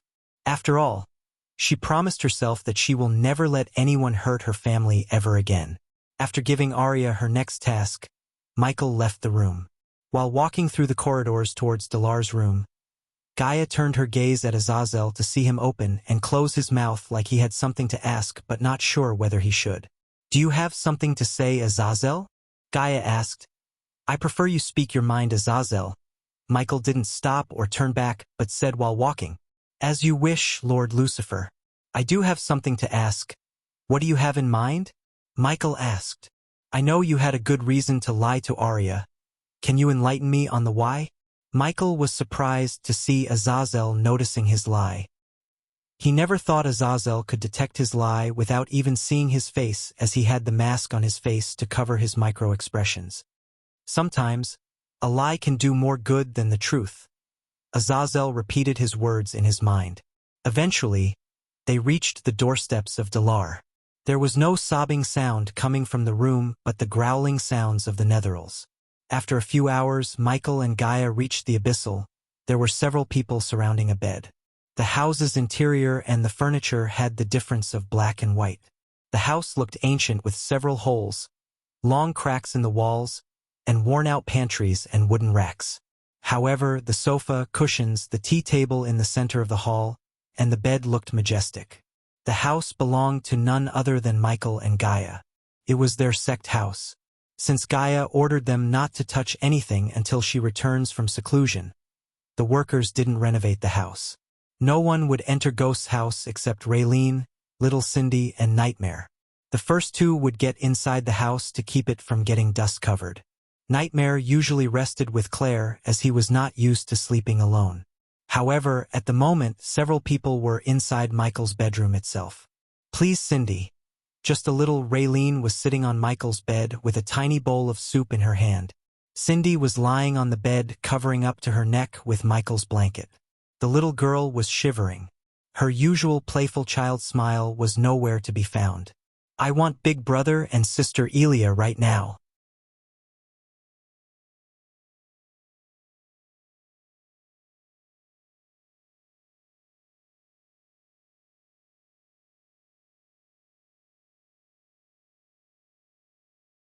Along the way, they noticed several guards of the Winston family and adventurers patrolling the path to the sect. They expected a line of noble carriages from the foothills to their home to buy potions and pills, yet they saw no carriages or a single person other than a disciple of the sect or a guard of the Winston family. I have a bad feeling about this, Michael thought to himself. Brother! Suddenly he heard a high-pitched shout of Cindy, as he saw the little girl running towards him as fast as she could. Her cute face put a wide smile on Michael's face. Almost 20 meters away from Claire, Raylene, the disciples, and his house, he was welcomed by Cindy. The little girl leaped from the ground, throwing herself to Michael. His haircut, new clothes, or buffed-up physique was not enough to give the little girl a hard time recognizing Michael. Hey there, Butterball! Michael caught the little girl in the midair safely. He felt her wrap around his neck getting tighter and tighter. You're back, as she said. She removed her one hand to hug Gaia. I missed you too, tiny human, Gaia giggled. She moved closer so the little girl could hug both of them at the same time. Cindy didn't stop with the hug as she tried to climb on Michael's chest using her tiny feet. You're back. Don't let the bad man hurt me, she sobbed, hugging him tightly. I think she's crying, Gaia said. Michael was confused. Her sobbing didn't seem like a cry of joy. The little girl kept trying to climb on Michael when she pulled her apart from him by lifting her by the arms. Cindy's face was pale. There was no redness or baby fat in her face. She lost weight as Michael could see her collarbones and feel her ribs on his hands. Moreover, black circles could be seen under her eyes because of her lack of sleep. Her transformation, what she just said about a bad man and the reactions of the people around them made him realize that something bad has happened. He expected them to welcome him with joy and cheers, yet he only saw fear and anxiety on their faces. Where's Nightmare? Although he made sure absolutely no harm could come to Nightmare, seeing their reactions made him automatically think of Nightmare. Don't leave me again in his arms, Cindy cried. Michael hugged her as Cindy buried her head on his chest. I know something's very wrong here or you wouldn't have closed the Majestic. Where is that little shit? He better have a valid reason like dying to make me stop from what I'm planning to do to him. Ricky and Daniel were responsible for the restaurant in Rivertown, while it was Jack's responsibility to keep the Majestic up and running without problems while they were away. Hence, Gaia looked for Jack, having zero clues about his demise. Brother Jack. Who? Tears began to roll out of Cindy's eyes. Gaia saw everyone avoiding direct eye contact with her when she mentioned Jack. Her eyes slowly turned cold as she walked towards Claire.